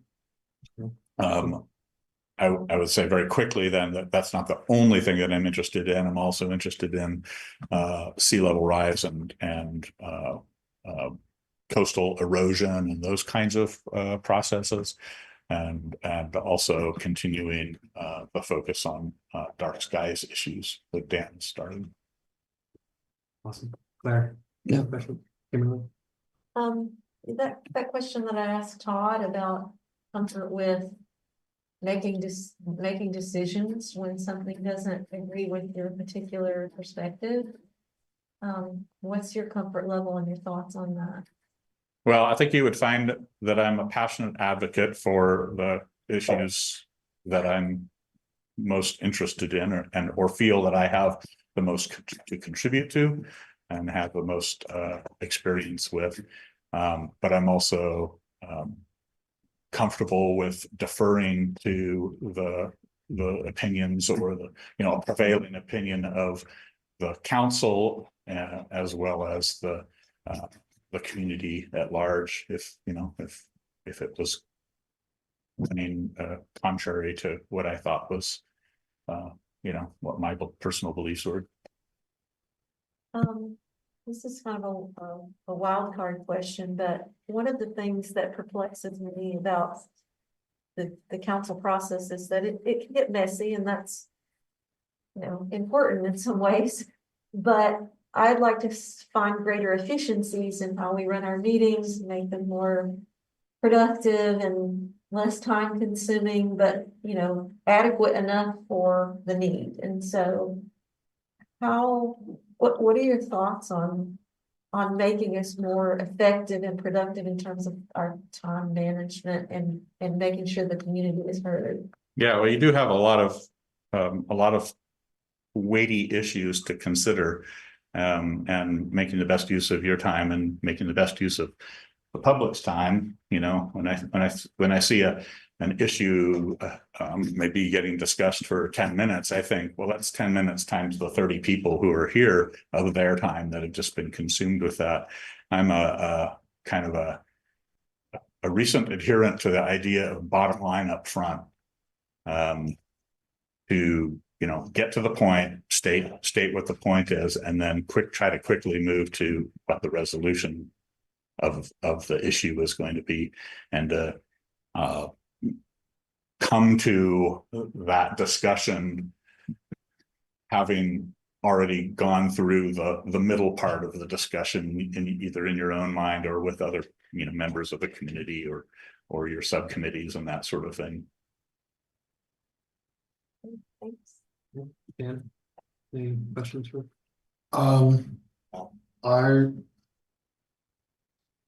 Some of my questions were already answered, so I'll just defer. Okay. Greg? Keep the time moving. Yep. Thank you. Greg? Same question, template question about the workload you're prepared to devote to the council per week, Chris? Yeah. Not month. I'm sure that I answered with the middle answer because I didn't want to give you guys the impression that I was going to commit myself, you know, 100 hours a month to something, and I didn't want to, you know, go on the cheap either. I will say that I'm married to a former MCC council member, so I have a really clear idea of how much time it takes to participate. Good answer. Say hi to Jill for me. You were mentioning about sea water rise. If you know, if you look at the agenda, you know that when the report's going to come, it's going to be about stormwater, and related to that is climate change. Mm-hmm. You have an interest in that. You did mention about being I see them kind of tied together, but definitely no. I'm interested in sea level rise, but not necessarily stormwater, climate change, or kind of all together things. Well, yeah, I guess the sea level rise and climate change are kind of a package in my mind. Stormwater is certainly related to that, and also related to issues of, say, creek and riparian health and habitat quality associated with those things. So, yeah. Yeah, like I see that, but this, if you see the report, it's really, you know, it's stormwater affecting mostly developed areas rather than creeks and so on. But yes, I understand your concerns there, but I was just wondering if you talked to her, since you mentioned seawater thing. I see them kind of all together, but I'm sure you do too. Thank you. Mm-hmm. Any other questions from the public for Chris? No? Okay, great. Thank you, Chris. Thank you. That brings up Connie. Hi, everyone. Good evening. Night for you guys. So I will try to be brief also. So Connie Santilli, I live in El Granada. I've been here since 2011. Transport from LA. Don't hold that against me. Anyway, I really love the community. I hope to make this the place that I retire. And I retire and live out the rest of my life. Actually, I have retired, so have the time to spend on issues like this. So right now I'm doing some work with senior co-siders. I think you probably know this organization. I chair that that group right now. And really my passion is actually for people, you know, who are people who are vulnerable, people who are elderly, people who have I work with another group that is intellectual disabilities groups, things like that. So I spend a lot of time working and committed to helping people that are vulnerable in multitude of areas. And of course, obviously living in the community, very concerned about what we're seeing. I looked at the report for the stormwater, things like that. It's really very impactful, really powerful stuff that I think that you guys are working on, which is what makes me interested in participating in it. We've also started to work on the age-friendly healthcare community cohort that is trying to work on getting, as you guys heard from Harvey, the urgent care facilities here on the coast. Another thing that I think is just critical that we don't have urgent care here on the coast. It amazed me when I came here that was the situation. So really started to try to see how I could, put my efforts to things like that. And also, just in my background in tech, I've had a background in technology. So just the whole notion of the fact that we have people who don't have accessibility to good internet or good phone coverage or things like that. Got a chance to speak with Anna Eshu about that, even say, I just don't think people even recognize the lack of access that people can have here when power goes out or, connections go out and people are vulnerable. They're not mobile. What are they supposed to do in terms of emergency? So those are the things that I'm really passionate about and trying to work with here. So that's kind of it in a nutshell. Technology background, executive for GAP for many years, and lots of work doing strategy and planning and things like that. So that's it. Awesome. Thanks. I don't have any questions. Okay. I have a comment. I've worked on this urgent care thing, as you know. Yeah. And we were floundering, and Connie took over the group. And I don't know that you have a big healthcare background, but she's a very good communicator. She's a very good organizer. She's a very good strategist. We would not have that urgent care center the way it is right now if it weren't for Connie. Thank you. I just want to say that. And I appreciate that. Thank you. Okay, another wild card question. And these questions are all aimed at things I really care about and want to know. Sure, So I'm not absolutely. just like throwing them out of thin air. There are times when members of the public, might stop you and talk with you about something that you know that it's not necessarily within the scope that the council can address. And the person might be really passionate about it. How would you handle conversations like that? Well, I always appreciate people who are passionate about anything, right? So happy to listen to them. If it's without this, outside of the scope of the council, there's, that's something that you just have to explain to them, help them understand why and where they might turn to. If you have the idea of where that, they could go, obviously try to help them and trying to find a way to do that, but I wouldn't have any concern about that. I do want to say though, I do really appreciate your comments because I sit on two boards, do some advisory work, and I think your notion about processes is really key and very important, and it really helps. So I do appreciate your comments, and however you decide to work this out, I can really appreciate the work that you guys have in front of you, and certainly know how difficult that can be doing it myself. Dan? Greg? Same question. How many hours a week do you think you can work with all your other work, Connie? It's not a problem for me to do the work because the 10 hours or more, because I'm completely retired now. My career now is to give back to the community. That's where I focus my time now. So I don't anticipate any problems. I can't tell you that I don't take vacations and go away. It may not be the time you want me to do it, but I can definitely put the hours in. And as a technology executive, I was on calls, 24/7 for the demand that was expected of us, and people in technology know that. So not a problem. Thanks for your answer. Okay, Burnett?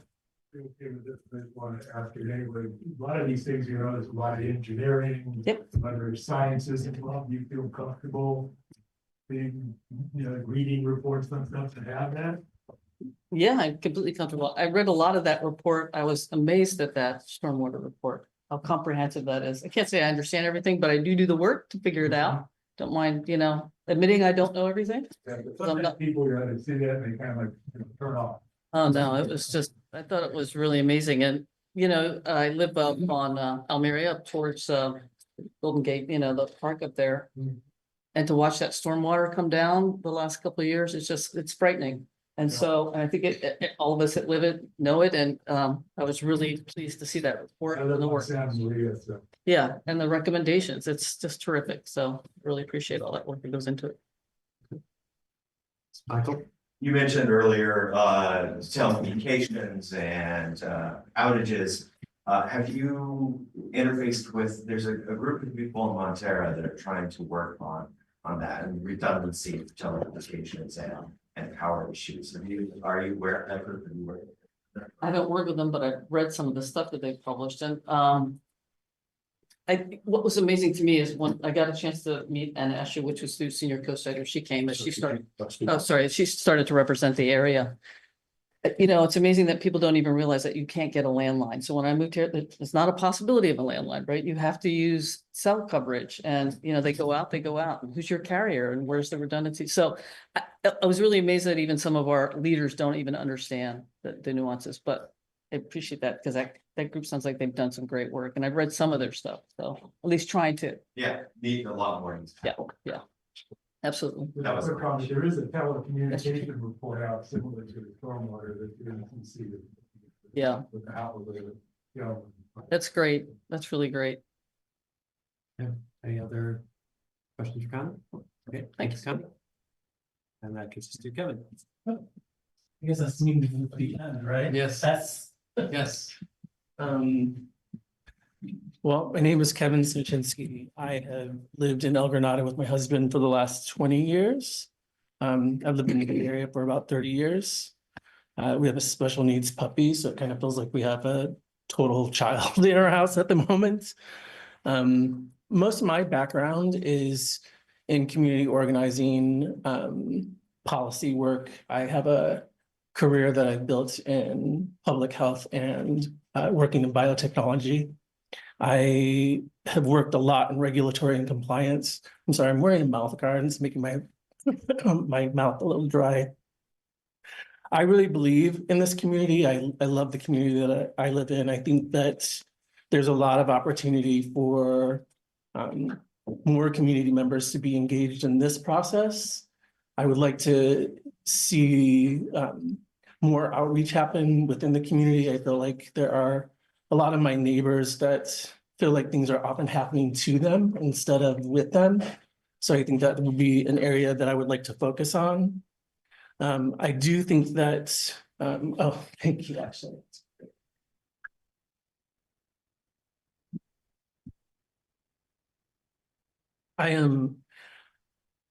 I think that this area is so naturally beautiful. I think that sometimes the idea of change or development, progress can sometimes be a scary concept, but I don't think that it has to be. I think that when the community has buy-in as a whole in a broader level, structural changes and development can be significant, important, meaningful, and add to the natural beauty of the community that exists.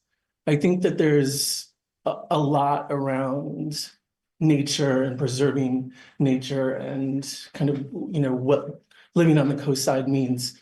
But I also think that there are projects and in the works and things that are being discussed that can add additional inherent value to our community to, you know, address, you know, the influx of people that we've seen over the last, especially like the last 5 years. It's like this area has just transformed into a completely new sought after area.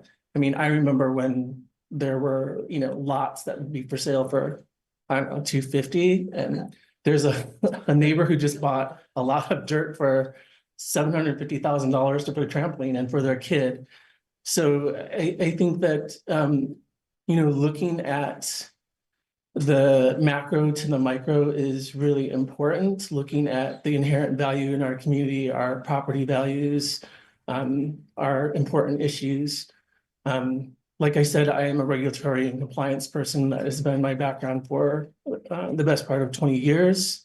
I remain engaged in the community. I started a small advocacy group called Coastside Allies.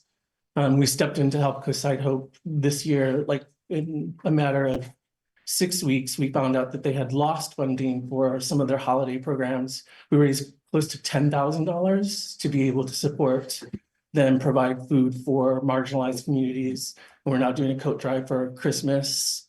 I've chaired many community, I've chaired many organizations, community outreach groups. I've worked with the Board of Supervisors on multiple issues. I've actually chaired several committees under the Board of Supervisors around public health, access to education, housing, looking at prevention and infectious disease, also in women's health. So I understand the processes that are part of working with our elected officials. I do think that acknowledging that part, working with our elected official, Ray Mueller, Supervisor Mueller's office, to be able to convey the issues that come up in our community in a way that is not only, flushed out, but that we look at trying to qualify them and quantify them in a way that the appropriate resources can be added and put together in response to those issues and concerns that the community has. I would be amiss if I didn't close with something that my mother and my grandmother had always imparted to me, and that is volunteer work, something that I've done almost my entire adult life.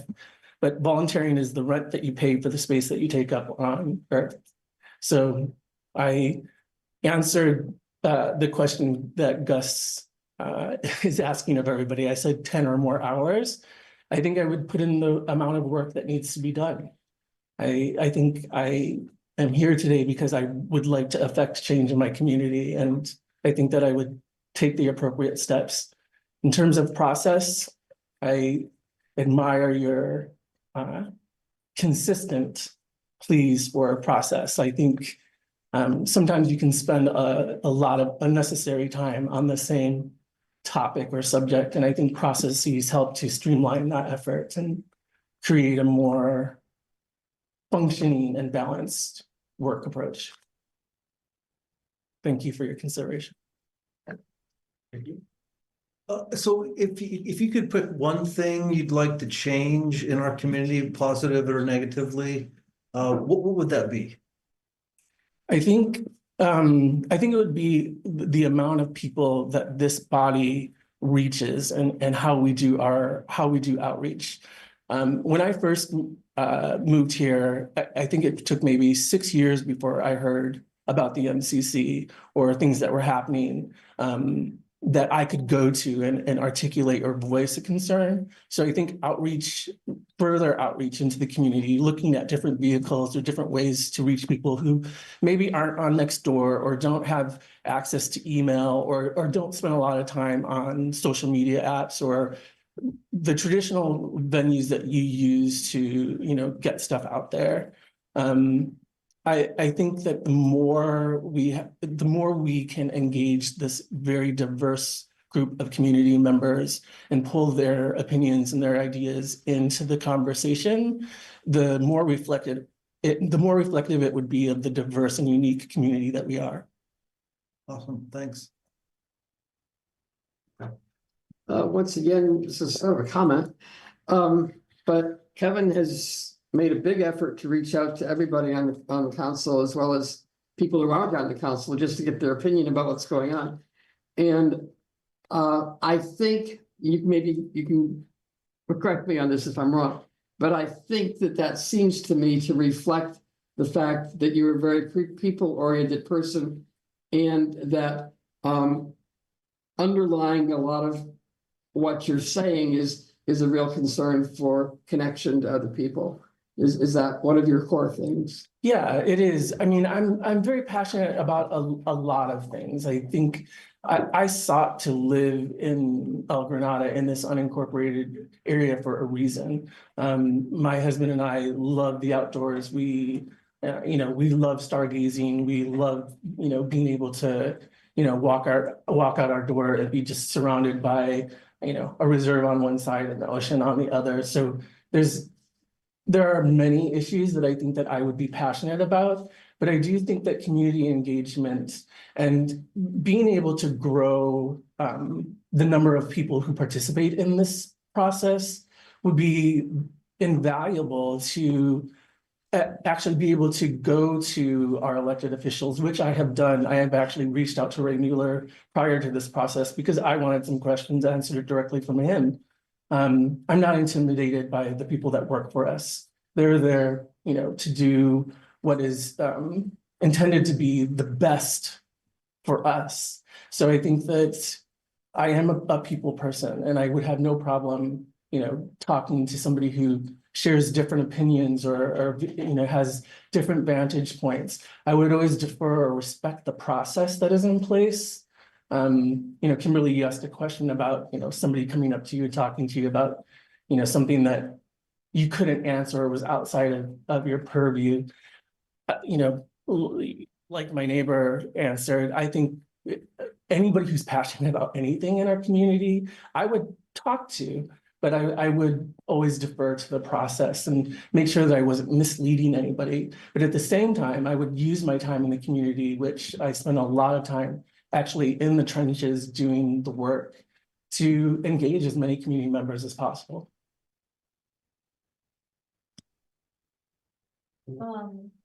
I actually had an opportunity to talk with Kevin before now, and we had an extensive conversation, so I can't think of another question to ask him, because I think I asked them all. You don't have one of, wait, what's the phrase, shot in the dark question, Brian? I think I expended them all on you already. And you just touched on the other question that I asked Connie, so, yeah, I think you've covered every question I could ask you. Thank you. Yeah. Kevin, can you tell us what you feel, maybe the top 2 or 3 or whatever you want to choose, issues facing the Midcoast may be struggling with or important to you? Sure. I mean, there are a lot actually, but I think preserving the natural beauty of our community, the space that we live in, this place that we call home, is really important to me. And that is everything from, the lights that go in, the effect of mulching or eradicating certain plants that are invasive.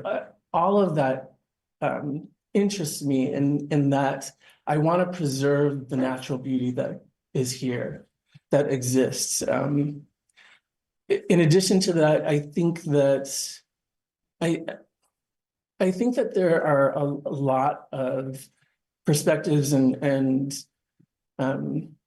some I don't always, see eye to eye with. You're not going to win every battle, but, I at least want to be part of the dialogue. You guys talked a lot about, how do you make decisions when there are 7 of you and you necessarily all don't see eye to eye. Again, like one of our neighbors, I think that there's middle ground. I think that if you are really being heard and listening to one another and kind of pulling in maybe a piece of something from somebody and another piece from somebody else, you might get to a solution. It just might be a hybrid solution. So I think, tapping into efficient processes and communication that would allow this body, I think, not only to operate itself, but also to create maybe a toolkit for our community members so that they know how to frame their questions, so that they know what is an actual concern versus something that just pisses them off. And I think a lot of times, you know, people will come to this body and express their discontent with something, but maybe there might be a toolkit or a cheat sheet that somebody can kind of put their issue through to understand if it's something that you can even address. So they don't go through the effort of, you know, creating, you know, a speech and, you know, bringing that concern forward when it's something that can't be addressed. In addition to that, I think that one of the other things that I would really like is the outreach. I feel very passionate about that. I feel that there are people who do not know what the MCC does still. I feel like there are people who do not know what other community-run bodies are doing in our community. And I think that there's got to be a way for us to build bridges into that broader community and really, you know, disseminate as much information as possible and give people an opportunity to be part of the conversation, whether it's passively or actively. Greg? Are you not there? Oh, he's not. I told him 10 hours or more. Yeah. I mean, I wouldn't be here if I wasn't ready to do the work. I would hope that Kimberly's, you know, thought processes or guidance around processes would allow the, you know, the group to, you know, operate as efficiently as possible with the time that is provided. Burnett? And I really have a question, more of a statement, as the counselor said before, a lot of times the council comes up with really good ideas, really good suggestions, but they don't make it through the supervisor. You know, basically our area is covered by Ray Newman, which is only one on board. So I look forward to you, if you make the council, maybe come up with some ideas on how to sort of influence those or get someone more interested in the coast rather than just their district. Yeah. It seems to be these silos. I have made probably more public comments at Board of Supervisor meetings than probably they would like, and I'll be very frank. When I did talk to Ray, I told him, so if I'm given the opportunity to serve my community in this regard, would I be welcome in your office to talk about funds or resources that could be utilized to do outreach, to reach more of our community members? And his answer was yes, absolutely yes. You know, I think that if there was something that was important enough to the broader community, that's something that, you know, we want to tackle, then we would find those resources for you. And that was very encouraging for me. I've also talked to Marisol. Any other questions for Kevin?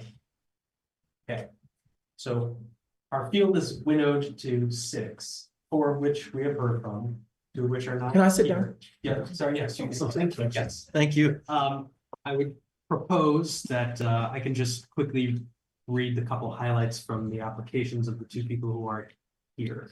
Is that reasonable? Was it a requirement from the? Yeah, is it? So I told them the application process to come to this meeting, yeah. So before, when people have not showed up, we just said, thank you. Okay, okay, I'm fine with that. That's much simpler, but if there are any objections to that, I'm not objecting to that. You're not objecting to that?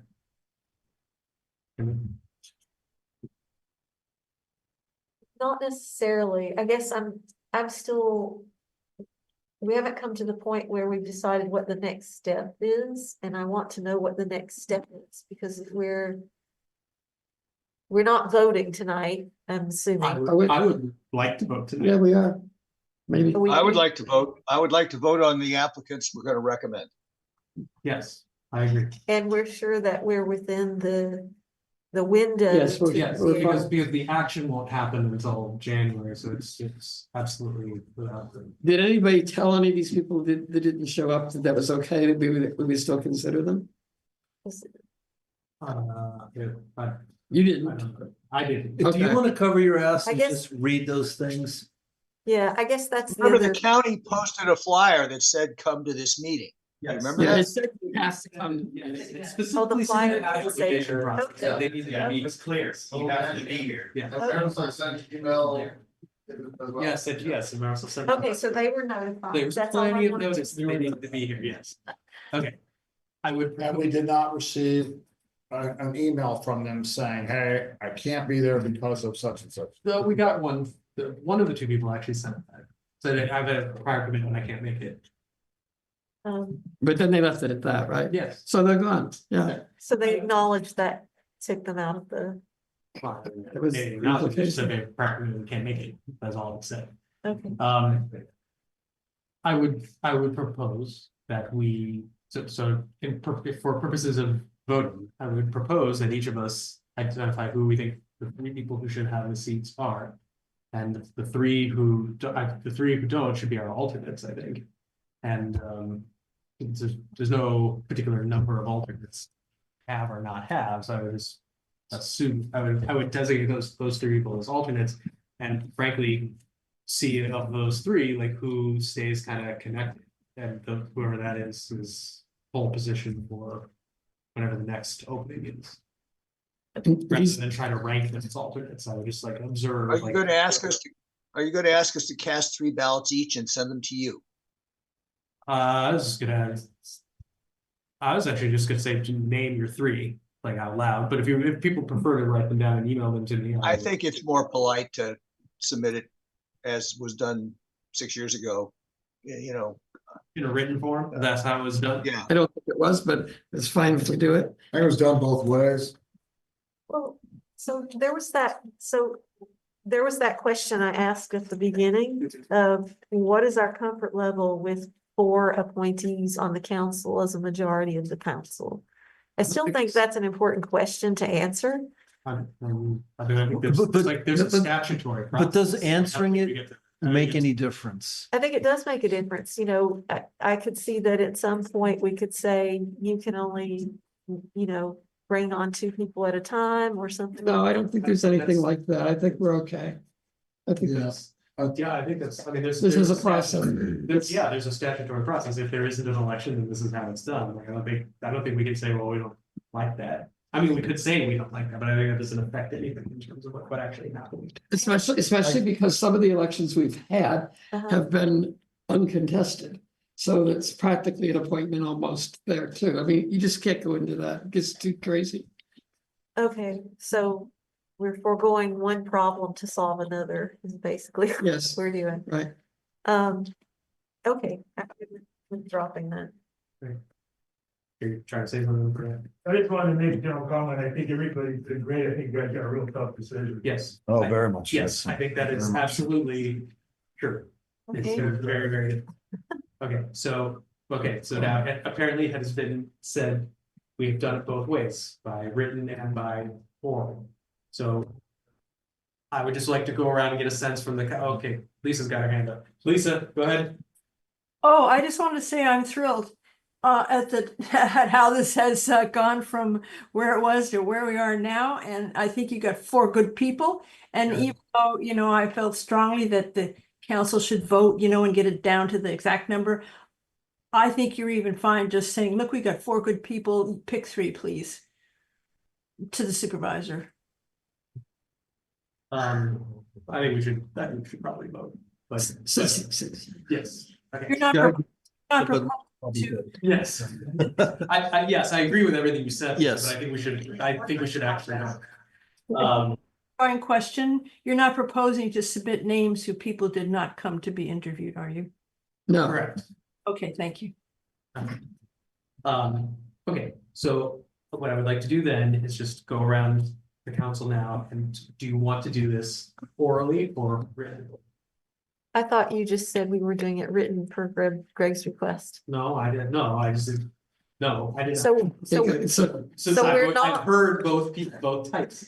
So we're each nominating 3 people. No. Correct. Well, But the question is, are you going to say them out loud, or are you going to like write them down and hand them to me or something? I will email you Okay. tomorrow. I get that we're voting. Right now? but Yeah, right now. Oh, shit. Do it in chat. We're not gonna Yeah, and the know. only reason I suggest doing it I'm privately telling is you right because I now. remember the. Wait for what? Yeah. I don't know if it's Greg, okay. what, make your comment. The only reason I proposed doing it in private is because I remember how embarrassing it was 6 years ago when there were 4 of us for 2 seats. right? So just tally the votes in private and let's not, you know, have any, you know, I want to honor these people for all having showed up and put in the effort. Is there a way that we could all see each other's suggestion? Gus will tally it. Yeah, I mean, I can send you the results. Like I email the results to everyone, like with everybody's votes. I guess Do you what mean, do you want to see them in as we're doing them? Like with seeing other, in terms of like deciding your own vote based on how other people are voting? I don't know. No, I guess what I'm wondering is if there's some people who receive the same number of votes, then what? Yeah, if we have to have I mean, if we have to have a revote, like I'll tell you, if there's a tie that. Okay, well, that's what. I think with only 4 people, I don't think that's going to happen, but Can I it just does. say, Yes. I absolutely would not be offended if you read your decisions out loud. I will change Ditto. community Just one do way what's or easy. another, and I think other people might share that fun. Yeah, just do what's easy. It's What late. do you think?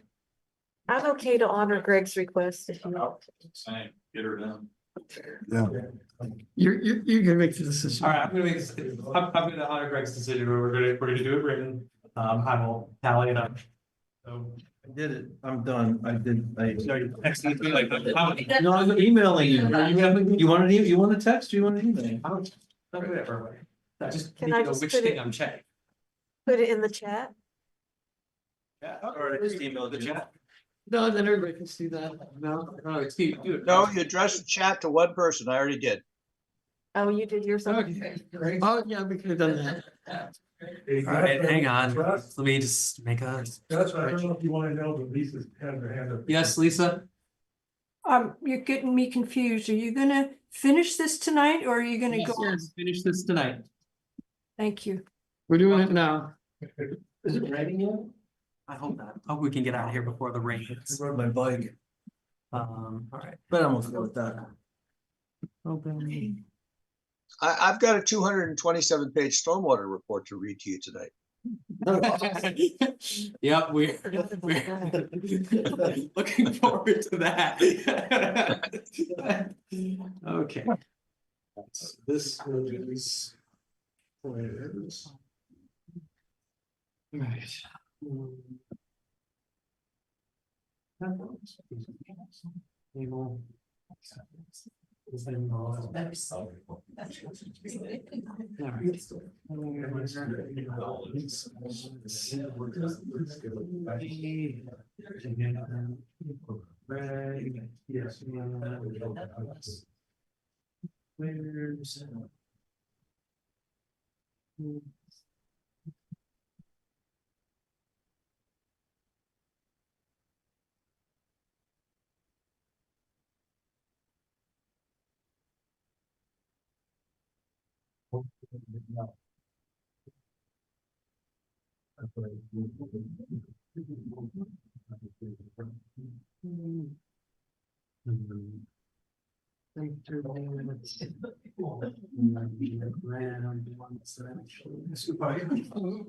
Table. Intense meeting. I can't believe it's. You need this? I know. What? 27. We should possibly. There's a series on Netflix called On the Wall, and there's one episode on. Oh, my God. They talk about something. It's just that on rain. Yeah, there's a word for it, but. It's called On the Board. Yeah, yeah.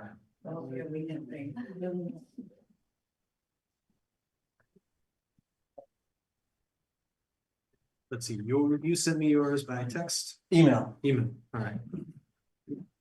Multimedia. Yes.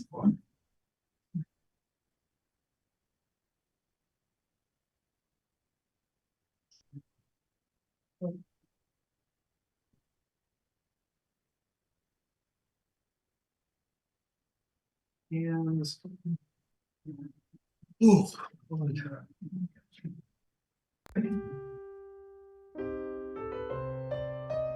See you there.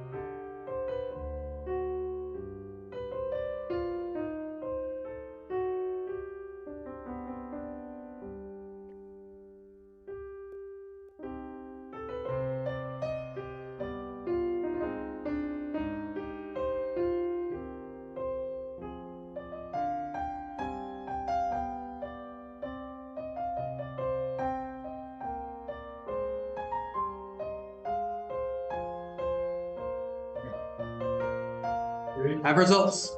All right, so by unanimous decision, Connie is recommended. By 6 of 7 votes, Chris, and by 5 of 7 votes, Kevin, and Todd got 3. Like it's like everybody got votes, multiple votes, like what I think is reflective of a strong group.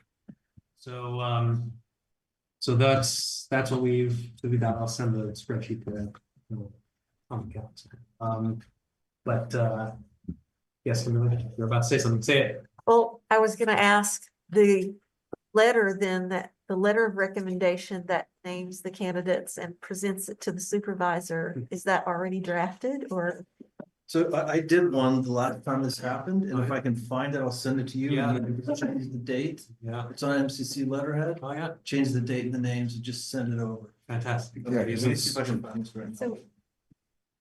So I just want to say to Todd that I really appreciate him showing up and being a candidate, and to encourage you that it's very possible that we might lose a member sometime during the year.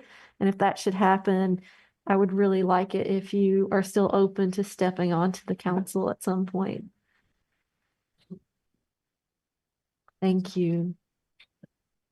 Yeah, all 4 of you, I'm thinking to myself, going in next year, we're gonna have a hell of an MCC. I think it's gonna might run much smoother, but you're all great, very difficult to decide. It'll run a lot better without us, Dan. Well, no, I mean, based on some of the things that were said tonight about, moving forward and, yeah, so I really think it. Yeah. Be good. Yeah, no, this was really good. Less controversial without me. That's not true, Dan. Kevin's a fighter. I can see that already. Like he's gonna step right into your shoes, Ann. Awesome. All right. Okay, so we got through that. So there's still an agenda. Which the next thing would be stormwater, and my question, Greg, is Can you see the screen? What do you see? So my question is, can see it. Yeah, we can see it. We can totally see it. How fast could you get through it, / does it make more sense to do it in January? It makes sense to do it now, and it won't take long at all. Awesome. We're doing it. So the report is called Flooded with Problems. Can you still see the slides advancing? Yeah, everything's good. All right, I'm going to skip. Well, I think I'm going to skip a couple here. Let's see if this one will run. I don't know if it's possible that a video is going to play.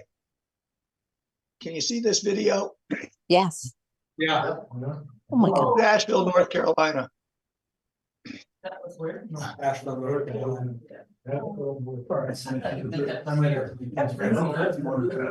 So, that's what we're trying to prevent. Okay. That's what we're trying to prevent. So here's some selected quotes from the report. Basically hoping that our government will take action because we are at risk here in our homes and properties. Most of us don't have flood insurance. Can't get it.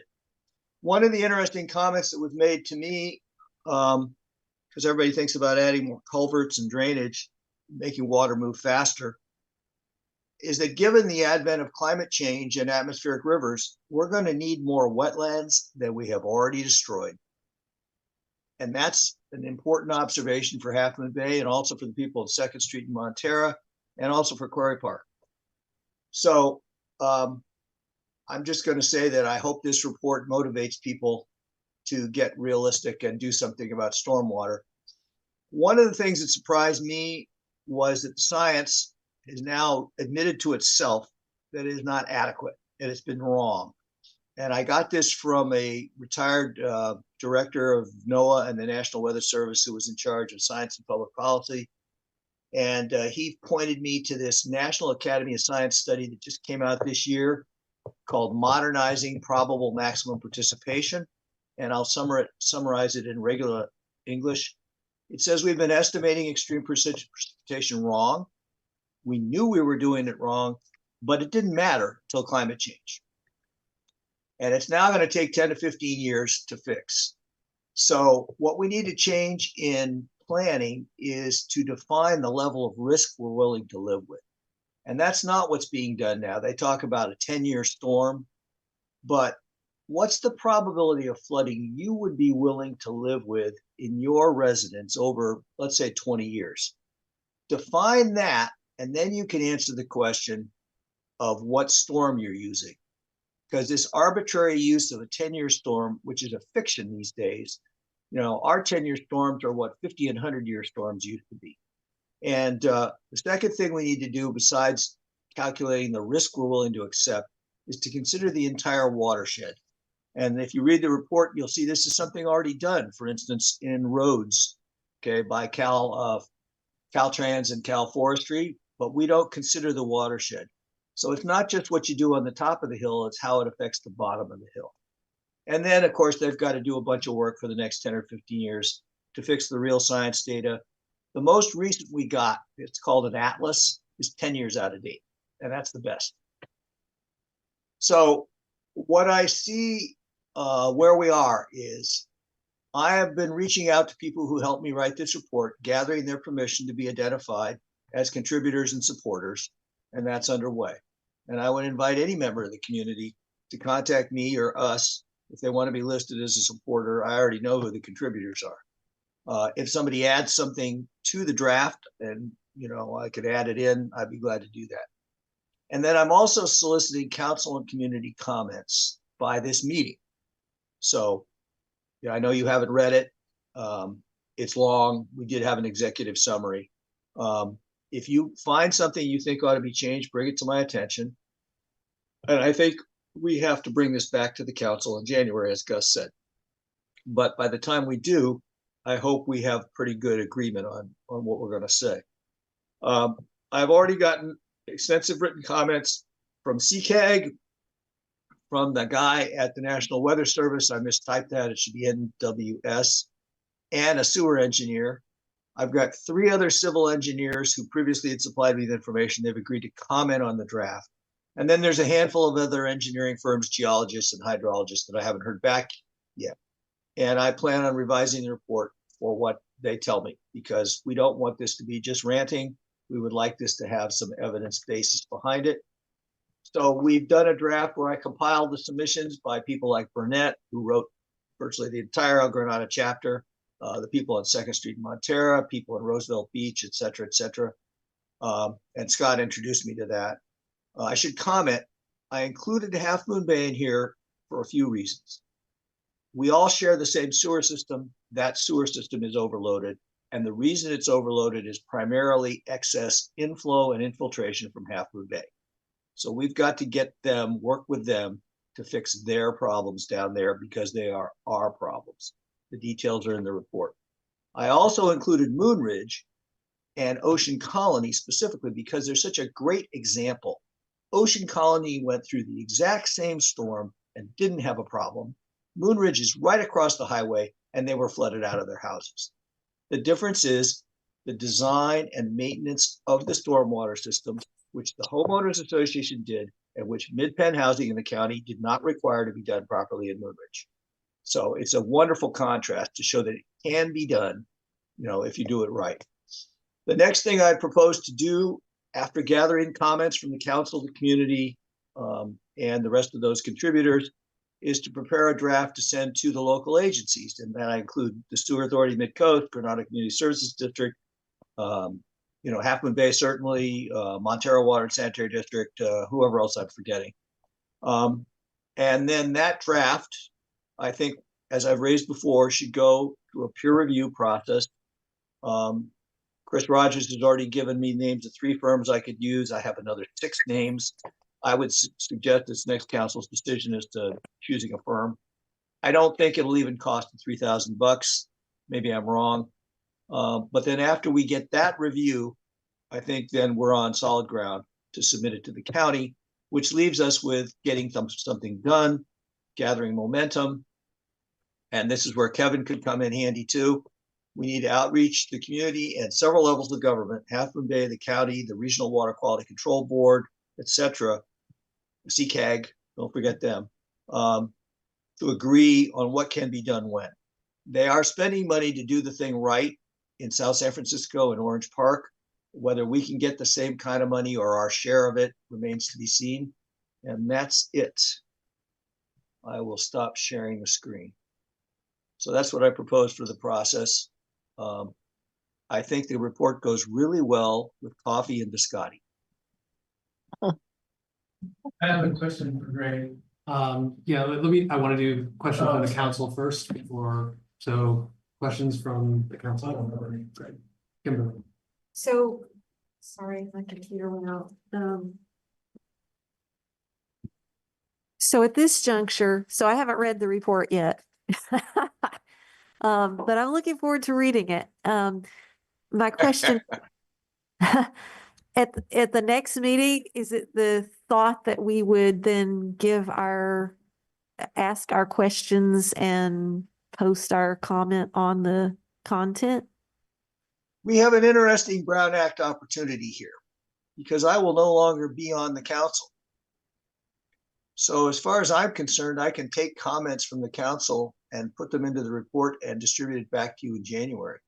You, of course, could wait and make them in public. And as I said, I'm going out after a bunch of professionals anyway to gather their comments. So it's up to the MCC, the new MCC, to make that decision. If you want to have a long meeting and discuss it, or you want me to just gather it together and represent a new draft. How do others feel about that? It might be more efficient for him to just gather stuff up. I think it makes much more sense for him to continue to address. And then is there an opportunity for the public to voice their questions and comments? They have that opportunity now, and because I posted it on Nextdoor, and thank you for bringing it up. I think I mentioned earlier, we might just send out a newsletter. And in that newsletter, we could post the tsunami stuff that we got from Marisol and an invitation to comment on this report. And that's a newsletter I can pretty much do by myself with Gus editing it. Wait a Tying up minute. Was this a newsletter from the MCC or a newsletter about? Yeah, we could send out an end of year newsletter and say, here's the stormwater report. We invite your comment and whatever else anybody wants to write. Well, given that it still has to go through the peer review process, I think we should set aside some time for some public comment in a meeting. Yeah, it should. So what that looks like, It should definitely is be on the agenda in the flexible. future, but yeah, but I think it makes more sense for them to continue to evolve the thing before we put it back on the agenda. Because this was really more of a kind of here's how it looks so far kind of. Right. I think that's the opportunity to sort of get ahead of things before it becomes too set in stone. It's not going to be set in stone until you guys say it's ready. Other questions for Greg from the council? Just in spirit, I think I like the efficiency angle that you're working with. But since it would be I don't know, it might be a gray area, you might want to run that, your strategy across, the county council, Tim Fox. Just to make sure that you are in fact not causing any kind of Brown Act problem, just to be on the safe side. I don't know, because the end result will be an MCC document, and I just don't know, but sounds like it's going to be a big, powerful document, and you want to make sure. We're going to have a public meeting. Let's be clear. We are going to have a public meeting. Okay. So I don't think the Brown Act concern is going to override making progress in the short run. In the meantime, you're still working on it. I think that's what you're saying, basically. You bet I am. As soon as I can type with both hands. Okay. All right, so there, council. Nope. Okay. Members of the public, let's start with Burnett, who wrote. Yeah, I have a question. Kevin also has. Better talk, Mike. Okay. Just a quick question, Burnett Silver, Albernat. you asking for community edits? Do you have a time frame that you would prefer to get those edits? I mean, as soon as possible, month from now, get some kind of time frame. So if I'm talking to some individuals, to give them kind of an idea of when they should get their stuff together to submit to you. Thank you. I would say sooner rather than later, because I'm anticipating there are going to be groups going to raise their hand and say, you know, you forgot me. And that's going to require a field visit and me to do a little research. I already have half a mind to include Seal Cove. In fact, the sewer engineer suggested I include Seal Cove, which I had thought I was going to, but I just didn't have time. So people could say, I want to add stuff, and I need to see that coming to schedule the work. But of course, they'll wait till there's a public meeting, you know, to make the final decision. But I would say get in line now. But you say after Christmas, early January would not be a problem for you? No. Okay. I'm working now. When's the next meeting, guys? January what? Second Wednesday of January. Hang on, I think it's the, 15th. no, it's not the 15th. Why isn't it? The 16th? The meeting January 15th. So in order for a comment to be included in the report, it would be nice to have it like by the 9th. So, yeah, so next meeting is the 8th. Board of Supervisors meets on the 7th, and we hopefully will Oh, okay. Oh, renew council members official approved. All right. Yes, that's the second Wednesday is the 8th. Public, I will forego my comment or question. Okay. Sid, you have a question for Greg?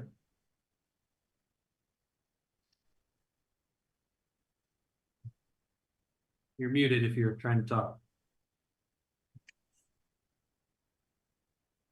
Sid, you there? You're muted. Yeah, I know. I'm on my phone still, so I was trying to find the unmute button. It's not readily available, but we hear you now, Sid. I know. I wanted to say that I only really quickly glanced at it on my phone, so it was so tiny. I realized I need to come back and read it on my computer. But can you tell me, Greg, did you include any of the downtown, so-called downtown Moss Beach flooding from years past? I did. Okay. I did. I believe you sent me some photos, and so did a sewer engineer. Good. I wanted to make sure, because I'm sure that's going to be an ongoing flooding issue, especially after they build Mid-Penn. Thank you. Okay. I also included Barbara Matheson's house, although I don't know if she's seen it yet. I don't either. Any other comments or questions for Greg? No? Awesome. Greg, this is, I mean, it's a monumental piece of work that you put together. Only if we get it fixed. Well, that's a separate, it's like, it's a monumental piece of work. Like it's really impressive, given the, you know, I got a question. You're not, you don't have a company behind you. You're not a consulting firm, like blah, blah, blah. It's an amazing piece of work regardless. Yes, that has cost the taxpayers $0. So this is not gonna be a better deal than that. You know, hopefully, yes, we get it fixed, but that has nothing to do with the quality of your work. Yes, Dan? Yeah, Greg, question for you. How many hours a week were you willing to put in? I am not going to answer that question in public, Dan, but I will give you the private answer because I don't want to scare off the new people. Fair enough. Okay.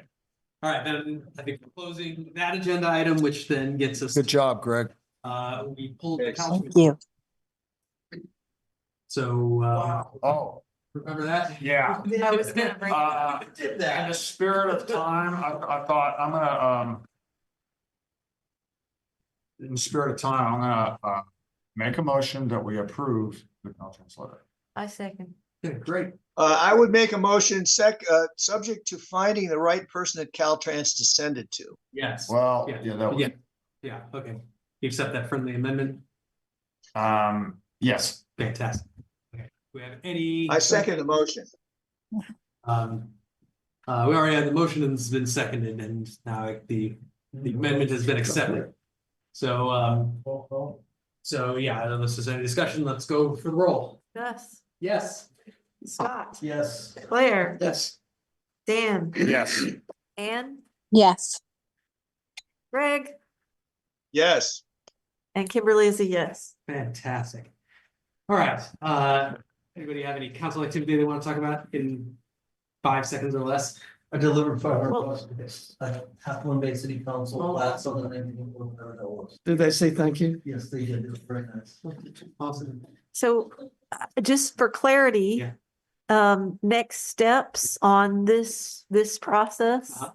Is to send a letter to. So the next step is to send the letter to the supervisor. I've already written it. It is now. See it. And then the supervisor will communicate back to us whether he accepts or rejects the recommendations. We went directly to, I wrote it, Greg sent it, they responded directly back to Greg. I think that's what happened. I will send it tomorrow and I went in the. And in the event that a candidate is rejected, I don't know what I don't know. Let's deal with it. I I don't know what that process. okay, so I just want to emphasize communication to everybody about what's happening. Okay, yep, as soon as I hear something from Ray, either way, I'll forward that to the council. And Marisol, if you can help us at all to get this on the agenda as expeditiously as possible. The January 7th agenda. Can you send me an email tonight so that I could bring it up tomorrow? Yeah. You're CC'd on the. Okay. on the letter. And then the last thing, we did not resolve the other things that were brought up around this process. So do you anticipate that that will be an actual agenda item in January at the first meeting? Sure. Okay. Did you like put meat over that letter? Yeah, I already have. I've done the draft. Okay, and there was no, that you didn't see in the. No, I mean, I sort of.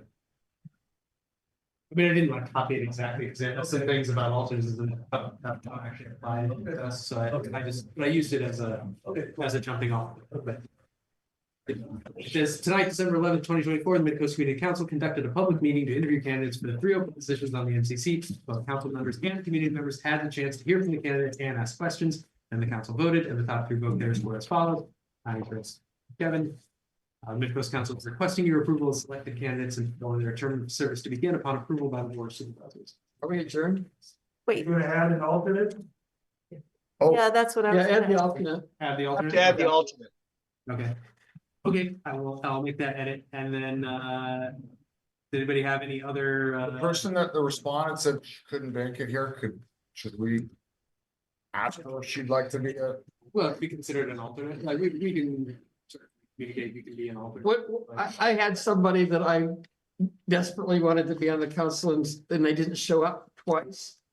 And, I basically said, try again. I mean, keep, what we're saying to everybody else, keep active, keep coming. And leave it at that. Yeah. But I think if somebody says that they're willing to be an alternate, I think that's kind of a statement.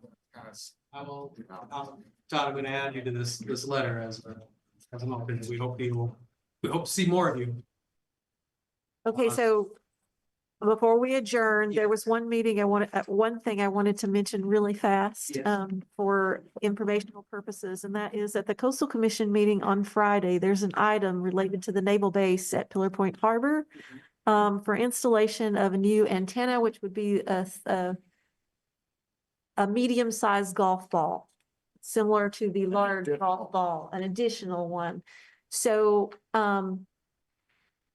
I'm probably going to comment on that as an individual in terms of lighting, because they have installed new lighting recently, and we'd like to make them aware of dark skies friendly lighting and community friendly lighting. So I just want to make people aware that that's on the agenda for a permit. And if anybody's interested in commenting, it's on their Friday agenda this week. Right. Sweet. Okay, thank you. Kimberly, for letting us know. Do you think we could get some of this information linked on the website, or? I have it. Because Not close to that. so that if somebody wanted to participate, they could access the, or just tell them how to access it right now. So it's on, anybody's listening. Have we done that in the past? I guess it's accessible on the California Coastal Commission's website Yes. and it's on the agenda. And do we know the item number? for I the- don't know the item number. On the Okay. top of my head. Okay, but it Although has to do with maybe the, Email I sent. okay. Well, more information is better than less. We could push that out to our listserv. Just as a quick. It probably bears mentioning that there's another item also on a house in Moss Beach that a local person has appealed. If anybody's interested in that, and I won't cite the details, but. Okay. Are we adjourned?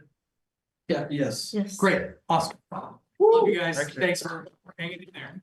11.